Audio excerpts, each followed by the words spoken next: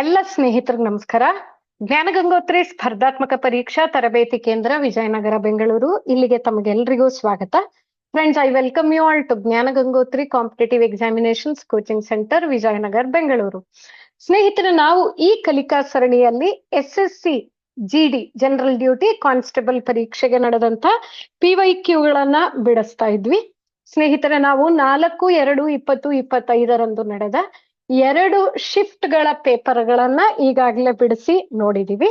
ಹಾಗಾದ್ರೆ ಇವತ್ತು ಅದೇ ದಿವಸ ನಡೆದಂತಹ 3ನೇ ಶಿಫ್ಟಿನ ಪತ್ರಿಕೆಯನ್ನ ಬಿಡಿಸ್ಬಿಡೋಣ. ಹೋಗೋಣ ಅಲ್ವಾ ಹಾಗಾದ್ರೆ ನಮ್ ಕಲಿಕೆಗೆ? ಸರಿ, ಇಲ್ಲಿ ನೋಡಿ, 4/2/2025 ಶಿಫ್ಟ್ 3 SSC ಕಾನ್ಸ್ಟೇಬಲ್ GD ಈ ಪರೀಕ್ಷೆಯ ಇಂಗ್ಲಿಷ್ ಭಾಗದ ಪತ್ರಿಕೆಯನ್ನ ಅಥವಾ ಪ್ರಶ್ನೆಗಳನ್ನ ನಾವಿಲ್ಲಿ ಬಿಡಿಸ್ಬಿಡೋಣ. Okay, select the word that best completes the given sentence.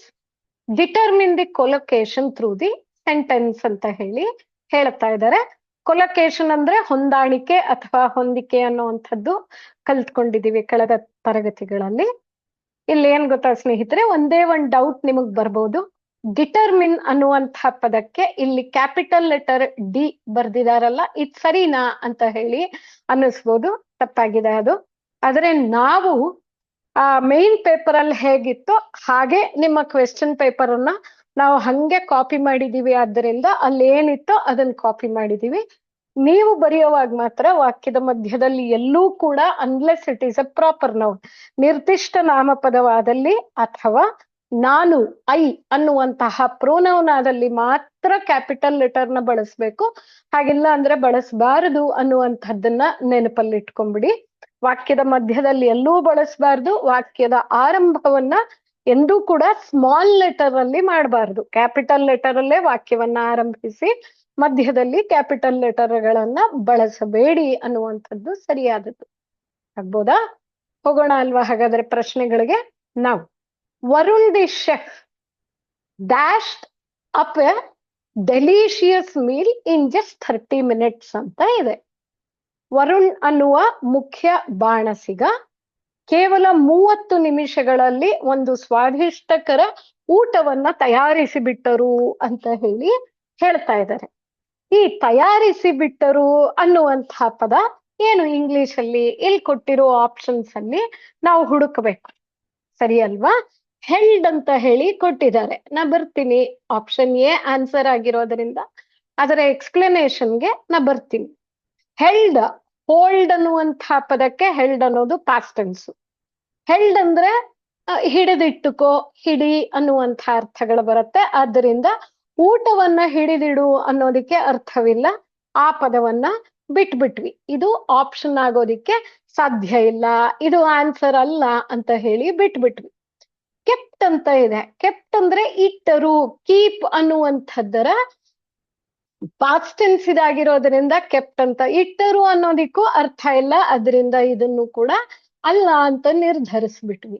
Hit ಅಂತ ಹೇಳ್ತಾ ಇದ್ದಾರೆ. ಹಿಟ್ ಅನ್ನೋದಿಕ್ ಹಿಟ್ಟೆ ಪಾಸ್ಟ್ ಟೆನ್ಸ್ ಹೌದು, ಆದ್ರೆ ಇದು ಕೂಡ ಹಿಟ್ ಅಂದ್ರೆ ಹೊಡೆದರು, ಇಲ್ಲ, ಹಂಗಾಗಲ್ಲ. ಇಲ್ಲಿ ನೋಡಿ ಮತ್ತೆ. ಹಾಗಂದ್ರೆ ಯಾವುದು ನಮ್ಮ ಉತ್ತರ? ವಿಪ್ ಅನ್ನುವಂಥದ್ದು ಸರಿಯಾದ ಉತ್ತರ. ವಿಪ್ ಅಂದ್ರೆ ಏನರ್ಥ ಸ್ನೇಹಿತರೆ? ಒಂದ್ ಏನ್ ಗೊತ್ತಾ, ನೀವು ಪಾಲಿಟಿನು ಕಲಿತಾ ಇರ್ತೀರಾ. ಪಾಲಿಟಿಯಲ್ಲಿ ನಾವು ಜನರಲ್ ತುಂಬಾ ಕಡಿಮೆ ಕಲ್ತ್ಕೊಳ್ತೀವಿ. ಸ್ಟೇಟ್ ಆರ್ ಸಿವಿಲ್ ಸರ್ವಿಸಸ್ಗೆ ಕಲಿಯೋ ಅಷ್ಟೊಂದು ಮಟ್ಟದಲ್ಲ ಅಂದ್ರೂ ನಾರ್ಮಲ್ ಆಗಿ ಕಲಿತಾ ಇರ್ತೀವಿ. ಆದ್ರೆ ನಮ್ಗೆ ಇದ್ ಗೊತ್ತಿರ್ಬೇಕು.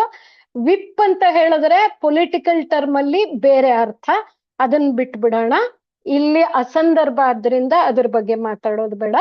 ವಿಪ್ ಅಂತ ಹೇಳಿದ್ರೆ ಒಂದು ಚಾಟಿ ಅಥವಾ ಚಾವಟಿ ಅನ್ನುವಂಥ ನಾಮಪದವಾಗಿ ಅದು ಬಳಕೆಯಲ್ಲಿ ಬರುತ್ತೆ. ಅಥವಾ ವಿಪ್ ಅಂತ ಹೇಳಿದ್ರೆ ಹೊಡೆ ಅನ್ನುವಂಥ ಕ್ರಿಯಾಪದವಾಗಿಯೂ ಕೂಡ ಬಳಸ್ತೀವಿ. ಓಕೆ, ಕ್ರಿಯಾಪದವಾಗಿ ಬಳಸೋ ಕಾರಣ ವಿಪ್ ಅಂತ ಇದನ್ನ ಪಾಸ್ಟ್ ಟೆನ್ಸ್ ಅಲ್ಲಿ ಬರ್ದಿದೆ. ಆದ್ದರಿಂದ ವಿಪ್ಡ್ ಅಂತ ಬರೆಯೋಣ ಇಲ್ಲಿ.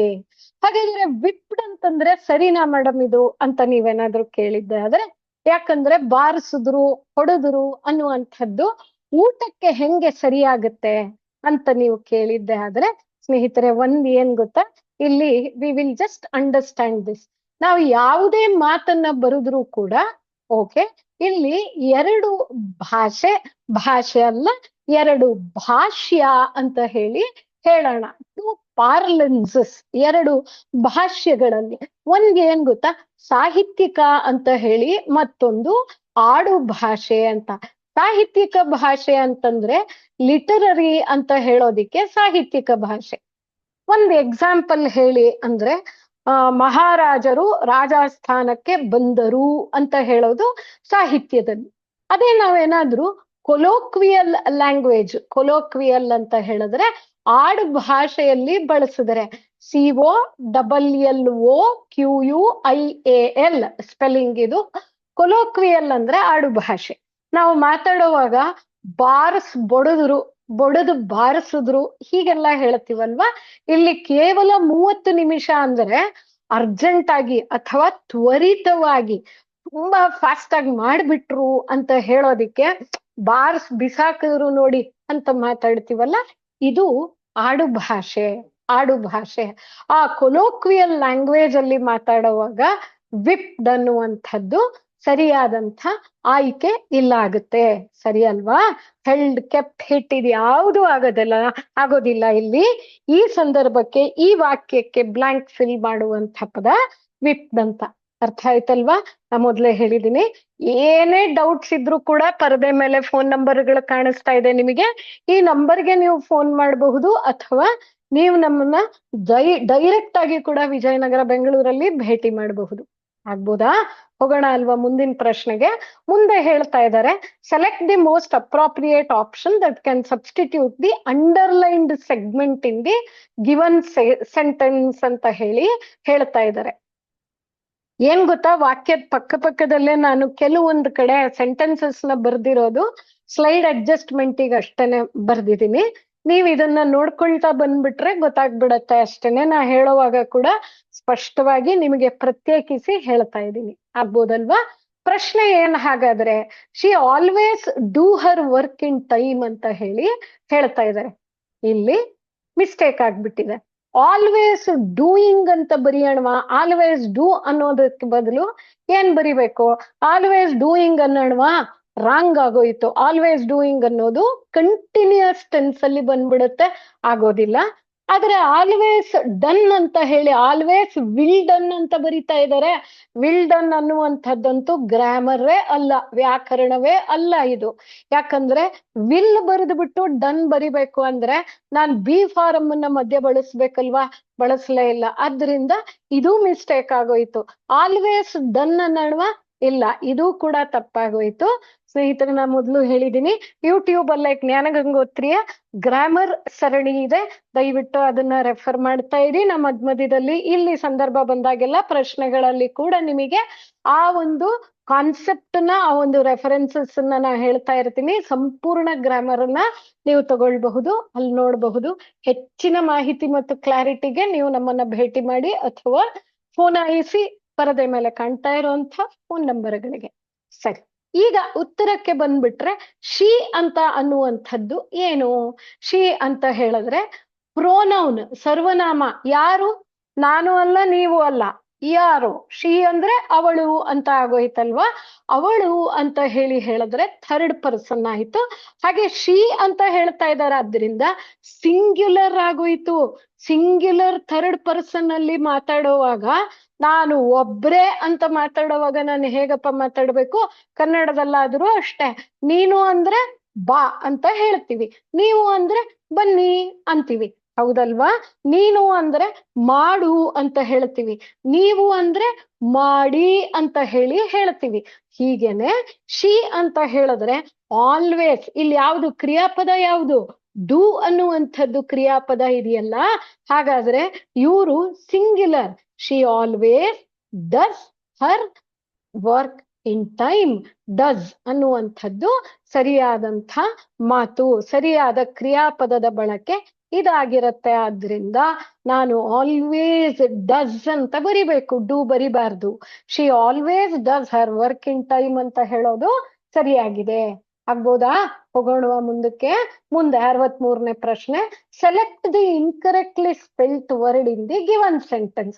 ಕೊಟ್ಟಿರುವ ವಾಕ್ಯದಲ್ಲಿ ಯಾವ ಪದದ ಸ್ಪೆಲ್ಲಿಂಗ್ ಸರಿಯಾಗಿಲ್ಲ ಅಂತ ಹೇಳಿ ಕೇಳ್ತಾ ಇದ್ದಾರೆ.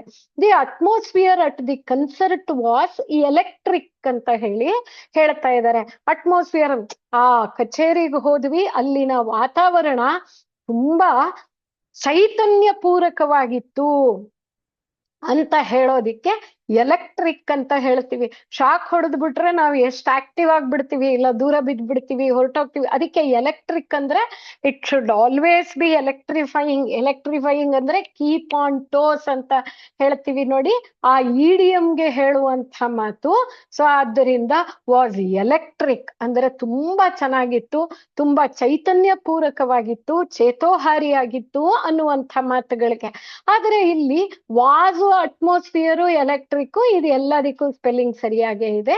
ಕನ್ಸರ್ಟ್ ಅಂತ ಹೇಳ್ತಾ ಇದ್ದಾರೆ. ಕನ್ಸರ್ಟ್ ಸ್ಪೆಲ್ಲಿಂಗ್ ಮಿಸ್ಟೇಕ್ ಆಗೋಯ್ತು. ಏನ್ ಇದ್ದಿರ್ಬೇಕಿತ್ತು ಕನ್ಸರ್ಟಿಗೆ ಸ್ಪೆಲ್ಲಿಂಗು? CONCERT ಅನ್ನುವಂಥದ್ದು ಕನ್ಸರ್ಟಿಗೆ ಸರಿಯಾದಂಥ ಸ್ಪೆಲ್ಲಿಂಗು.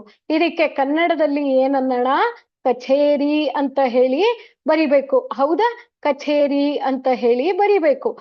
ಕಚೇರಿ ಅಂತ ಬರಿತೀವಲ್ಲ, ಈ ಸ್ಮಾಲ್ ಚೆ ಬರಿತೀವಲ್ಲ ಕನ್ನಡದಲ್ಲಿ, ಮಹಾಪ್ರಾಣ ಅಲ್ಪ ಪ್ರಾಣಗಳಿದೆಯಲ್ಲ, ನಾವು ಅಲ್ಪ ಪ್ರಾಣ ಚೆ ಅಂತ ಬರೆದಾಗ ಆಫೀಸ್ ಅನ್ನುವಂಥದ್ದಕ್ಕೆ ಕಚೇರಿನೇ ಬರಿಬೇಕು, ಕಚೇರಿ ಬಳಸಬಾರ್ದು.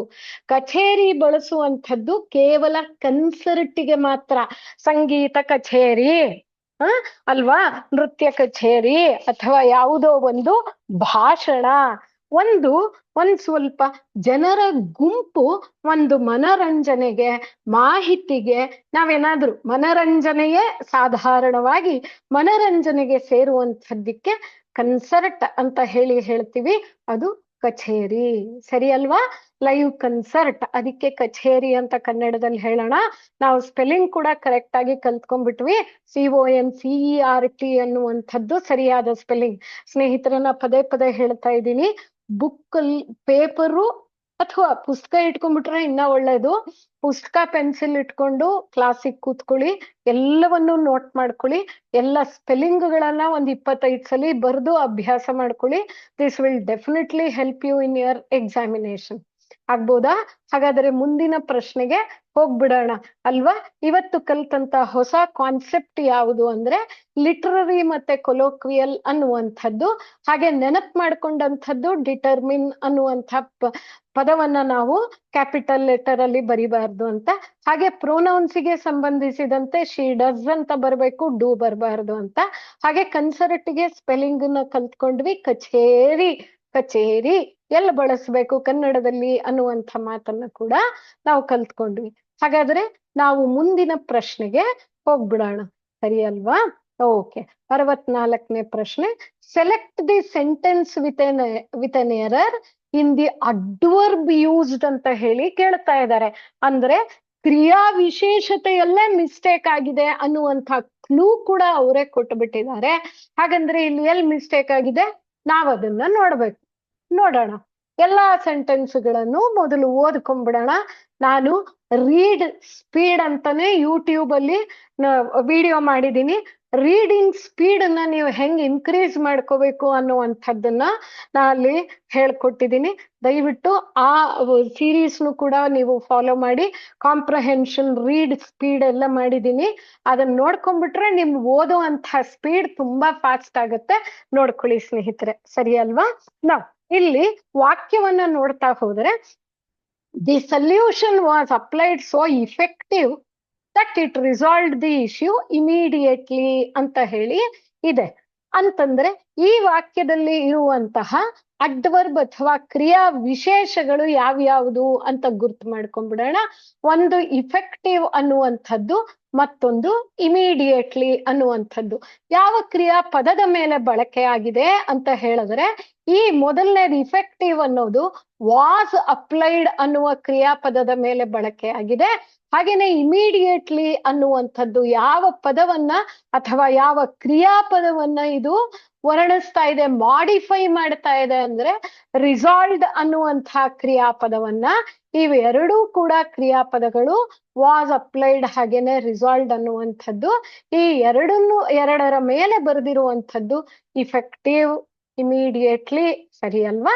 ಅದ್ ಸರಿ ತಪ್ಪು ಆನ್ಸರ್ ಅನ್ನ ಆಮೇಲೆ ನೋಡೋಣ, ಯಾಕಂದ್ರೆ 4 ವಾಕ್ಯಗಳನ್ನ ನೋಡ್ಕೊಂಡ್ ಬಂದ್ಬಿಡೋಣ. They perform the task surprisingly well despite the challenges. ಹಾಗಾದ್ರೆ ಈ ವಾಕ್ಯದಲ್ಲಿರುವಂತಹ ಅಡ್ವರ್ಬ್ ಯಾವುದು ಅಂದ್ರೆ ಸರ್ಪ್ರೈಸಿಂಗ್ಲಿ. ಯಾವ ಕ್ರಿಯಾಪದದ ಮೇಲೆ ಈ ಒಂದು ಕ್ರಿಯಾ ವಿಶೇಷವನ್ನ ಸೇರಿಸಿದ್ದಾರೆ ಅಂತ ಹೇಳಿದ್ರೆ ಪರ್ಫಾರ್ಮ್ಡ್ ಅನ್ನುವಂಥದ್ದು ಕ್ರಿಯಾಪದ. ಈ ಕ್ರಿಯಾಪದದ ಮೇಲೆ ಈ ಕ್ರಿಯಾ ವಿಶೇಷವನ್ನ ಸೇರಿಸಿದ್ದಾರೆ. ಸರಿ ಅಲ್ವಾ? ಮುಂದೆ ಬಂದ್ಬಿಟ್ರೆ ಥರ್ಡ್ ಸೆಂಟೆನ್ಸ್ಗೆ she had scarcely began her speech when the microphone failed ಅಂತ ಹೇಳ್ತಾ ಇದ್ದಾರೆ. ಸ್ಕೇರ್ಸ್ಲಿ ಅಂತ ಹೇಳಿದ್ರೆ ಇನ್ನೂ ಆರಂಭಿಸಿದ್ರೋ ಇಲ್ವೋ ಆಕೆ ಸ್ಪೀಚ್ ಅನ್ನ, ತಕ್ಷಣವೇ ಮೈಕ್ರೋಫೋನು ಫೇಲ್ ಆಗೋಯ್ತು ಅಂತ ಹೇಳಿ ಹೇಳ್ತಾ ಇದ್ದಾರೆ. ಹಾಗಾದ್ರೆ ಸ್ಕೇರ್ಸ್ಲಿ ಅನ್ನುವಂತಹ ಕ್ರಿಯಾ ವಿಶೇಷವನ್ನ ಯಾವ ಕ್ರಿಯಾಪದದ ಮೇಲೆ ಬಳಸಿದ್ದಾರೆ ಅಂತ ಹೇಳಿದ್ರೆ ಹ್ಯಾಡ್ ಮತ್ತೆ ಬಿಗನ್, ಈ 2 ಕ್ರಿಯಾಪದಗಳ ಮೇಲೆ ಸ್ಕೇರ್ಸ್ಲಿ ಅನ್ನುವ ಕ್ರಿಯಾ ವಿಶೇಷವನ್ನ ಬಳಸಿದ್ದಾರೆ. ಹೌದಲ್ವಾ? ಹಾಗಂತ ಹೇಳಿದ್ರೆ ನಾವಿಲ್ಲಿ ಯಾವುದು ಕ್ರಿಯಾಪದಗಳು, ಇಲ್ಲೊಂದು ಗ್ಯಾಪ್ ಬಂದ್ಬಿಟ್ಟಿದೆ. ಹ್ಯಾಡ್ ಬಿಗನ್ ಪರ್ಫೆಕ್ಟ್ ಟೆನ್ಸ್ ಅಲ್ಲಿದೆ.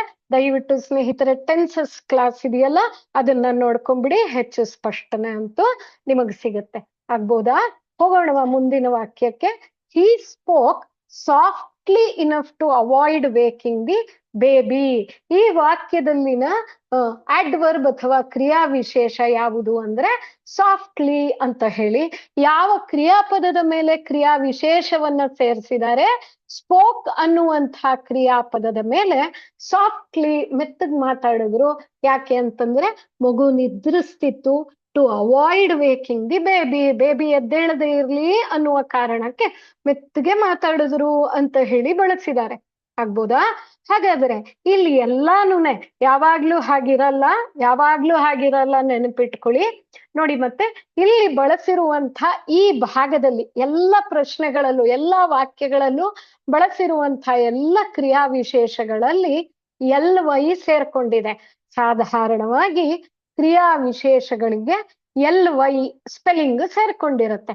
ನೋಡಿ, ಇಮಿಡಿಯೇಟ್ಲಿ ಸೇರ್ಕೊಂಡಿದೆ, ಸರ್ಪ್ರೈಸಿಂಗ್ಲಿ ಸೇರ್ಕೊಂಡಿದೆ, ಸ್ಕೇರ್ಸ್ಲಿಗೆ ಸೇರ್ಕೊಂಡಿದೆ, ಸಾಫ್ಟ್ಲಿಗೆ ಸೇರ್ಕೊಂಡಿದೆ. ಹಾಗಾದ್ರೆ ಸೇರ್ಕೊಂಡಿಲ್ಲದೆ ಇರುವಂತಹ ಕ್ರಿಯಾ ವಿಶೇಷ ಯಾವುದು?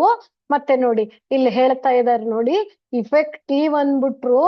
ಅಲ್ಲ, ಇಫೆಕ್ಟಿವ್ಲಿ ಅಂತ ಬರಿಬೇಕಾಗಿತ್ತವರು. The solution was applied so effectively that it resolved the issue immediately. ಆಗ್ಬೋದಾ?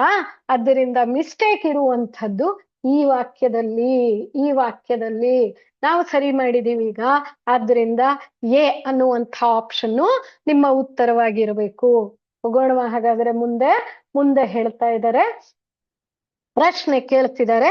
Select the most appropriate antonym of the underlined word in the following sentence to fill in the blank.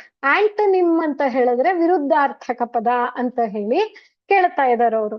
ಸರಿ, the police thought that the theft was deliberate. Police ಅವ್ರು ಏನ್ ಅನ್ಕೊಂಡ್ರು? ಕಳ್ತನ ಮಾಡಿರೋದು deliberate ಅಂತ ಹೇಳಿದ್ರೆ ಬೇಕು ಅಂತ ಮಾಡಿದ್ದಾರೆ ಅಂತ ಹೇಳಿದ್ರು. ಡೆಲಿಬ್ರೇಟ್ ಅಂದ್ರೆ ಉದ್ದೇಶ ಪೂರಿತವಾಗಿ, ಬೇಕು ಅಂತಂದ್ರೆ ಇದಕ್ಕೆ ವಿರುದ್ಧಾರ್ಥಕ ಪದ ಉದ್ದೇಶವಿಲ್ಲದೆ ಅಂತ ಆಗ್ಬೇಕು. ಹೌದಲ್ವಾ? ಹಾಗಾದ್ರೆ ಕೊಟ್ಟಿರುವ ಆಪ್ಷನ್ಸ್ ಅಲ್ಲಿ ಯಾವ್ದಾಗ್ಬೋದು? ಎಕ್ಸ್ಪೆಕ್ಟ್ ಅಂದ್ರೆ ನಿರೀಕ್ಷಿಸು, ಪ್ರಿಪೇರ್ ಅಂದ್ರೆ ತಯಾರಿಸು, ಪ್ಲಾನ್ ಅಂದ್ರೆ ಯೋಜಿಸು. ಇದು ಯಾವುದು ಆಗಕ್ ಸಾಧ್ಯ ಇಲ್ಲ. ಡೆಲಿಬ್ರೇಟ್ ಅಂದ್ರೆ ನಾನು ನಿಮಗ್ ಮೊದಲೇ ಹೇಳಿದೆ ಉದ್ದೇಶ ಪೂರ್ವಕ ಅಂತ. ಅದಕ್ಕೆ ಅನ್ಇಂಟೆನ್ಷನಲ್ ಅನ್ನುವಂಥದ್ದು ಸರಿಯಾದಂಥ ಆಯ್ಕೆ ಆಗುತ್ತೆ. ಹಾಗಾದ್ರೆ ಈ ಪ್ರಶ್ನೆಗೆ ಉತ್ತರ ಆಪ್ಷನ್ ಡಿ. ಸ್ನೇಹಿತರೆ, ಇಲ್ಲಿ ಇನ್ನೊಂದು ನಿಮಗೆ ಇದು ಎಕ್ಸ್ಟ್ರಾ ಮಾಹಿತಿ ನಾ ಹೇಳ್ತಾ ಇದ್ದೀನಿ ನೋಡಿ. ಇಲ್ಲಿ ಡೆಲಿಬ್ರೇಟ್ ಅಂದ್ರೆ ಉದ್ದೇಶ ಪೂರ್ವಕ, ಬೇಕು ಅಂತ ಹೇಳಿ. ಅದೇ ಏನಾದ್ರೂ ನಾನು ಡೆಲಿಬರೇಷನ್ ಅಂತ ಏನಾದ್ರೂ ಬರೆದು ಬಿಟ್ರೆ, ಇದನ್ನ ಡೆಲಿಬರೇಷನ್ ಅಂತ ಬರೆದು ಬಿಟ್ರೆ ಇದು ಏನ್ ಅರ್ಥ ಅಂತಂದ್ರೆ ನಾವು ಕಾನ್ಫರೆನ್ಸು, ಸಿಂಪೋಸಿಯಮ್ಮು ಅಥವಾ ನಾವು ಸಮ್ಮಿಟ್ಟು ಹೀಗೆಲ್ಲ ಹೇಳ್ತೀವಿ ನೋಡಿ, ಅದಕ್ಕೆ ಡೆಲಿಬರೇಷನ್ ಅಂತ ಕೂಡ. ಅಲ್ಲಿ ನಾವು ಪ್ರಸ್ತುತಪಡಿಸುವಂಥದ್ದಕ್ಕೆ ಅಂದ್ರೆ ಪ್ರೆಸೆಂಟೇಷನ್ಗೆ ಕೂಡ ಡೆಲಿಬರೇಷನ್ ಅಂತ ಹೇಳ್ತೀವಿ. ಡೆಲಿಬರೇಷನ್ ಅಂತ ಒಂದು ವಿದ್ವತ್ ಸಭೆ ಇದೇ ವಿಚಾರವಾಗಿ ಮಾತಾಡ್ಬೇಕು ಅಂತ ಉದ್ದೇಶಿಸಿರ್ತಾರೆ ನೋಡಿ, ಆ ಸಭೆಯಲ್ಲಿ ನಾವು ಮಾತಾಡಿದ್ರೆ ಡೆಲಿಬರೇಷನ್ಸ್ ಅಂತ ಹೇಳ್ತೀವಿ. ಅಂದ್ರೆ ಇದು ಒಂದು ಸಭೆ, ಇದಕ್ಕಂತಾನೆ ಉದ್ದೇಶಿಸಿದ್ದಾರೆ, ಹೌದಲ್ವಾ? ಫಾರ್ ಎಕ್ಸಾಂಪಲ್ ತುಂಬಾ ಕಡೆ ನಡೆಯುವಂತಹ ಸಭೆಗಳು ವಿಮೆನ್ ಎಂಪವರ್ಮೆಂಟ್ಗೆ ಸಭೆಗಳು ನಡೆಯುತ್ತೆ, ಅಲ್ಲದೆ ಚೈಲ್ಡ್ ಅಬ್ಯೂಸ್ಗೆ ಸಭೆಗಳು ನಡೆಯುತ್ತೆ. ಇವಾಗಂತೂ ತುಂಬಾ ಅಡಾಲಸೆನ್ಸ್ ಪ್ರಾಬ್ಲಮ್ಸ್ಗೆ ಸಭೆಗಳು ನಡೀತಾ ಇರುತ್ತೆ. ಅಲ್ಲಿ ಮಾಡುವಂಥ ವಿಶೇಷವಾಗಿ ಇಂಥದಕ್ಕೆ ಅನ್ನುವಂಥದ್ರಲ್ಲಿ ಮಾಡುವಂಥ ಸ್ಪೀಚ್ ಏನಿದೆಯಲ್ಲ ಅದನ್ನ ಡೆಲಿಬರೇಷನ್ ಅಂತ ಕರಿತೀವಿ. ದಯವಿಟ್ಟು ಡೆಲಿಬರೇಟ್ಗೂ ಡೆಲಿಬರೇಷನ್ಗೂ ಯಾವುದೇ ಕಾರಣಕ್ಕೂ ಮಿಕ್ಸಪ್ ಮಾಡ್ಕೋಬಾರ್ದು. ಅದಕ್ಕೂ ಇದಕ್ಕೂ ಸಂಬಂಧನೇ ಇಲ್ಲ. ಆಗ್ಬೋದಾ? ಹೋಗೋಣ ಅಲ್ವಾ ಹಾಗಾದ್ರೆ ಮುಂದಿನ ಇದಕ್ಕೆ ಕ್ವೆಶ್ಚನ್ಗೆ. Okay, select the most appropriate synonym of the given word ಅಂತ ಹೇಳ್ತಾ ಇದ್ದಾರೆ. ಮೊದಲು ನಾವು ಮಾಡಿದಂಥದ್ದು ವಿರುದ್ಧಾರ್ಥಕ ಪದ, ಈಗ ನಾವು ಬರಿಬೇಕಾಗಿರೋದು ಸಮನಾರ್ಥಕ ಪದವನ್ನ ಬರಿಬೇಕು. ಹೇಳ್ತಾ ಇದ್ದಾರೆ ಸ್ಟ್ರೇಂಜ್ ಅಂತ ಸ್ಟ್ರೇಂಜ್ ಅಂದ್ರೆ ಅಪರಿಚಿತ ಅನ್ನುವಂಥದ್ದಕ್ಕೆ ಸ್ಟ್ರೇಂಜ್ ಅಂತ ಹೇಳ್ತಾ ಇದ್ದಾರೆ. ಸೊ ಇದಕ್ಕೆ ಸಿನಾನಿಮ್ ಬರಿಬೇಕು ಅಂದ್ರೆ ಮೈಲ್ಡ್ ಅನ್ನೋದಾಗತ್ತಾ? ಆಗದಿಲ್ವಲ್ಲ. ಮೈಲ್ಡ್ ಅಂತ ಹೇಳಿದ್ರೆ ತುಂಬಾ ಸೌಮ್ಯವಾಗಿ ಶಾಂತವಾಗಿ ಇರುವಂಥದ್ದು ಅಂತ. ಸ್ಟೇಬಲ್ ಅನ್ನೋದಾಗತ್ತಾ? ಸ್ಟೇಬಲ್ ಅನ್ನೋದಾಗೋದಿಲ್ವಲ್ಲ. ಯಾಕಂತಂದ್ರೆ ಸ್ಟೇಬಲ್ ಅಂತ ಹೇಳಿದ್ರೆ ಇಲ್ಲಿ ನಾವು ಸಮವಾಗಿ ಚಿತ್ತ ಸಮದಲ್ಲಿ ಇಟ್ಕೊಂಡು ಅನ್ನೋದಿಕ್ಕೆ ಸ್ಟೇಬಲ್ ಅಂತ. ನಾ ಮಾತಾಡ್ತಾ ಇರೋದೆಲ್ಲಾನು ಕ್ರಿಯಾಪದಗಳು ಅನ್ನುವಂಥದ್ದನ್ನ ನೀವು ನೆನ್ಪಿಟ್ಕೊಳ್ಳಿ. ಕ್ರಿಯಾ ಅಬ್ಜೆಕ್ಟಿವ್ ಅಂತ ಹೇಳ್ಕೊಳ್ಳೋಣ, ಅಬ್ಜೆಕ್ಟಿವ್ ಅಂತ ಹೇಳೋಣ, ನೌನಂತೂ ಅಲ್ಲ. ಯಾಕಂದ್ರೆ ಸ್ಟೇಬಲ್ ಅಂತ ಹೇಳಿದ್ರೆ ಪ್ರಾಣಿ ಮನೆಗೆ ಕೂಡ ಸ್ಟೇಬಲ್ ಅಂತ ಹೇಳ್ತೀವಿ. ಹಾರ್ಸ್ ಸ್ಟೇಬಲ್ಸ್ ಅಂತ ಹೇಳಿದ್ರೆ ಕುದುರೆ ಲಾಯಕ್ಕೆ ಸ್ಟೇಬಲ್ ಅಂತೀವಿ, ಅದರ ಬಗ್ಗೆ ನಾ ಮಾತಾಡ್ತಾ ಇಲ್ಲ. ಸ್ಟೇಬಲ್ ಅಂತಂದ್ರೆ ಸಮಚಿತ್ತದಲ್ಲಿ ಇರುವಂಥದ್ದು ಅನ್ನುವಂಥದ್ದಕ್ಕೆ ಅಬ್ಜೆಕ್ಟಿವ್ಗೆ ಮಾತಾಡ್ತಾ ಇದ್ದೀನಿ ನಾನು. ಸೇಫ್ ಅಂತ ಹೇಳ್ತಾ ಇದ್ದಾರೆ. ಸ್ಟ್ರೇಂಜ್ಗೆ ಸೇಫ್ ಎತ್ಲಗೂ ಸಂಬಂಧ ಬರೋದಿಲ್ಲ. ಇಲ್ಲಿ ಆಡ್ ಅಂತ ಹೇಳ್ಬಿಟ್ರೆ ಇದು ಸರಿಯಾದಂಥ ಉತ್ತರ. ಸ್ಟ್ರೇಂಜ್ ಅಥವಾ ನಮಗೆ ಪರಿಚಿತವಲ್ಲದ್ದು, ಅಪರಿಚಿತ ಅನ್ನೋದಿಕ್ಕೆ ಆಡ್. ಆಡ್ ಅಂದ್ರೆ ಒಂದು ಬೆಸ ಅಂತ, ಮತ್ತೊಂದು ನನ್ಗೆ ಏನೋ ಮಾತಾಡ್ತಿದ್ದಾರೆ, ಏನ್ ಮಾತಾಡ್ತಿದ್ದಾರೆ ಅಂತಾನೆ ಅರ್ಥ ಆಗ್ಲಿಲ್ಲ, ಅದು odd. Okay, I had an odd feeling when I was hearing to some friend. ಸರಿ ಅಲ್ವಾ? ಅದಕ್ಕೆ ಹೀಗಂತ ಹೇಳ್ತೀವಿ. ಈ ಮಾತನ್ನ ನೀವು ನೆನ್ಪಿಟ್ಕೋಬೇಕು. ಹೋಗೋಣ ಮುಂದಿನ ಪ್ರಶ್ನೆಗೆ. Select the most appropriate synonym of the underlined word. ಇಲ್ಲೂ ಕೂಡ ಸಮನಾರ್ಥಕ ಪದವನ್ನ ನೀವು ಗುರ್ತು ಮಾಡಿ ಅಂತ ಹೇಳ್ತಾ ಇದ್ದಾರೆ. Vintage bag was made of course black leather ಅಂತ ಹೇಳ್ತಾ ಇದ್ದಾರೆ. ವಿಂಟೇಜ್ ಬ್ಯಾಗ್ ಅಂತ ಹೇಳಿದ್ರೆ ವಿಂಟೇಜ್ ಅಂದ್ರೆ ಒಂದು ನೆನಪಲ್ಲಿ ಇಡುವಂಥದ್ದು, ಅಥವಾ ಈಗ ವಿಂಟೇಜ್ ಕಾರ್ಸ್, ವಿಂಟೇಜ್ ಬ್ಯಾಗ್ಸ್ ಅಂತೆಲ್ಲ ಹೇಳ್ತೀವಿ ನೋಡಿ. ಅಂದ್ರೆ ಸ್ವಲ್ಪ ಹಳೆ ಕಾಲದ್ದು ಆದರೆ ಅತ್ಯಂತ ಮೌಲ್ಯಯುತವಾದದ್ದು, ವೆರಿ ವ್ಯಾಲ್ಯೂಯಬಲ್ ಅಂತ ಹೇಳೋದಿಕ್ಕೆ ವಿಂಟೇಜ್. ವಿಂಟೇಜ್ ಬ್ಯಾಗ್ ಅಂತಂದ್ರೆ ಇದು ಮಹಾರಾಜರು ಬಳಸ್ತಿದ್ದರಂತೆ, ಬ್ರಿಟಿಷರ ಕಾಲದಲ್ಲಿ ವೈಸ್ ರಾಯ್ಗಳು ಬಳಸ್ತಿದ್ದರಂತೆ, ಹೀಗೆಲ್ಲ ಹೇಳ್ತೀವಲ್ಲ, ಇದು ವಿಂಟೇಜ್ ಅಂತ. ಅಂಥದೊಂದು ಬ್ಯಾಗ್ ಅನ್ನ of course black leather. Course ಅಂದ್ರೆ ಏನರ್ಥ? ಬ್ರೀಫ್ ಅಂತನ ಅಲ್ಲ. ಬ್ರೀಫ್ ಅಂದ್ರೆ ಸಂಕ್ಷಿಪ್ತ, ಚಿಕ್ಕದು ಅನ್ನುವಂಥದ್ದಕ್ಕೆ ಬ್ರೀಫ್ ಅಂತೀವಿ, ಅದಲ್ಲ. ಸೆಕ್ಯೂರ್ ಅಂದ್ರೆ ಸೇಫ್ ಅಂತ, ಅದೂ ಅಲ್ಲ. ಆನೆಸ್ಟ್ ಅಂದ್ರೆ ಪ್ರಾಮಾಣಿಕ, ಅದೂ ಅಲ್ಲ. ಕೋರ್ಸ್ ಅಂದ್ರೆ ಅರ್ಥ ರಫ್, ಒಂಥರ ಮರಳಾಗಿ ಇತ್ತಪ್ಪ ಕೈಗೆ. What do you say? Glossy finish ಅಂದ್ರೆ ತುಂಬಾ ಚೆನ್ನಾಗಿರುವಂಥದ್ದು, ಹೌದಾ? ಅದೇ ನಾವೇನಾದ್ರೂ ಮ್ಯಾಟ್ ಫಿನಿಶ್ ಅಂತಂದ್ರೆ ಅಲ್ಲಲ್ಲಿ ಮುಟ್ಟಿದಾಗ ಡಿಸೈನು ಸ್ಪರ್ಶದಲ್ಲಿ ಕೂಡ ಫೀಲ್ ಮಾಡ್ಬೋದು ನಾವು ಅಂತ ಹೇಳ್ತೀವಲ್ಲ, ಅಂಥದಿಕ್ಕೆ. ಕೋರ್ಸ್ ಅಂತ ಹೇಳಿದ್ರೆ ರಫ್ ಅಂತ. ಸ್ನೇಹಿತರೆ, ಇಲ್ಲಿ ಮತ್ತೂ ಒಂದು ಕೋರ್ಸ್ ಅಂತ ಹೇಳಿ ಪದ ಇದೆ. ಆ ಕೋರ್ಸಿಗೆ ನಾವು ಹೇಗ್ ಬರಿಬೇಕು? ಆ ಕೋರ್ಸಿಗೆ COURSE ಅಂತ ಹೇಳ್ತೀವಲ್ಲ, ಅಂದ್ರೆ ಇಲ್ಲೇನ್ ಗೊತ್ತಾ, ಒಂದು ಕಲಿಕಾ ಸರಣಿ. ಈ ಕೋರ್ಸ್ ಅಲ್ಲಿ ನೀವ್ ಏನೇನ್ ಕಲಿತೀರಾ ಅಂತ ಹೇಳಿದ್ರೆ ಈ ಮಾರ್ಗ ಅನ್ನುವಂಥ ಅರ್ಥ ಕೋರ್ಸ್ ಅಂತ ಹೇಳಿದ್ರೆ.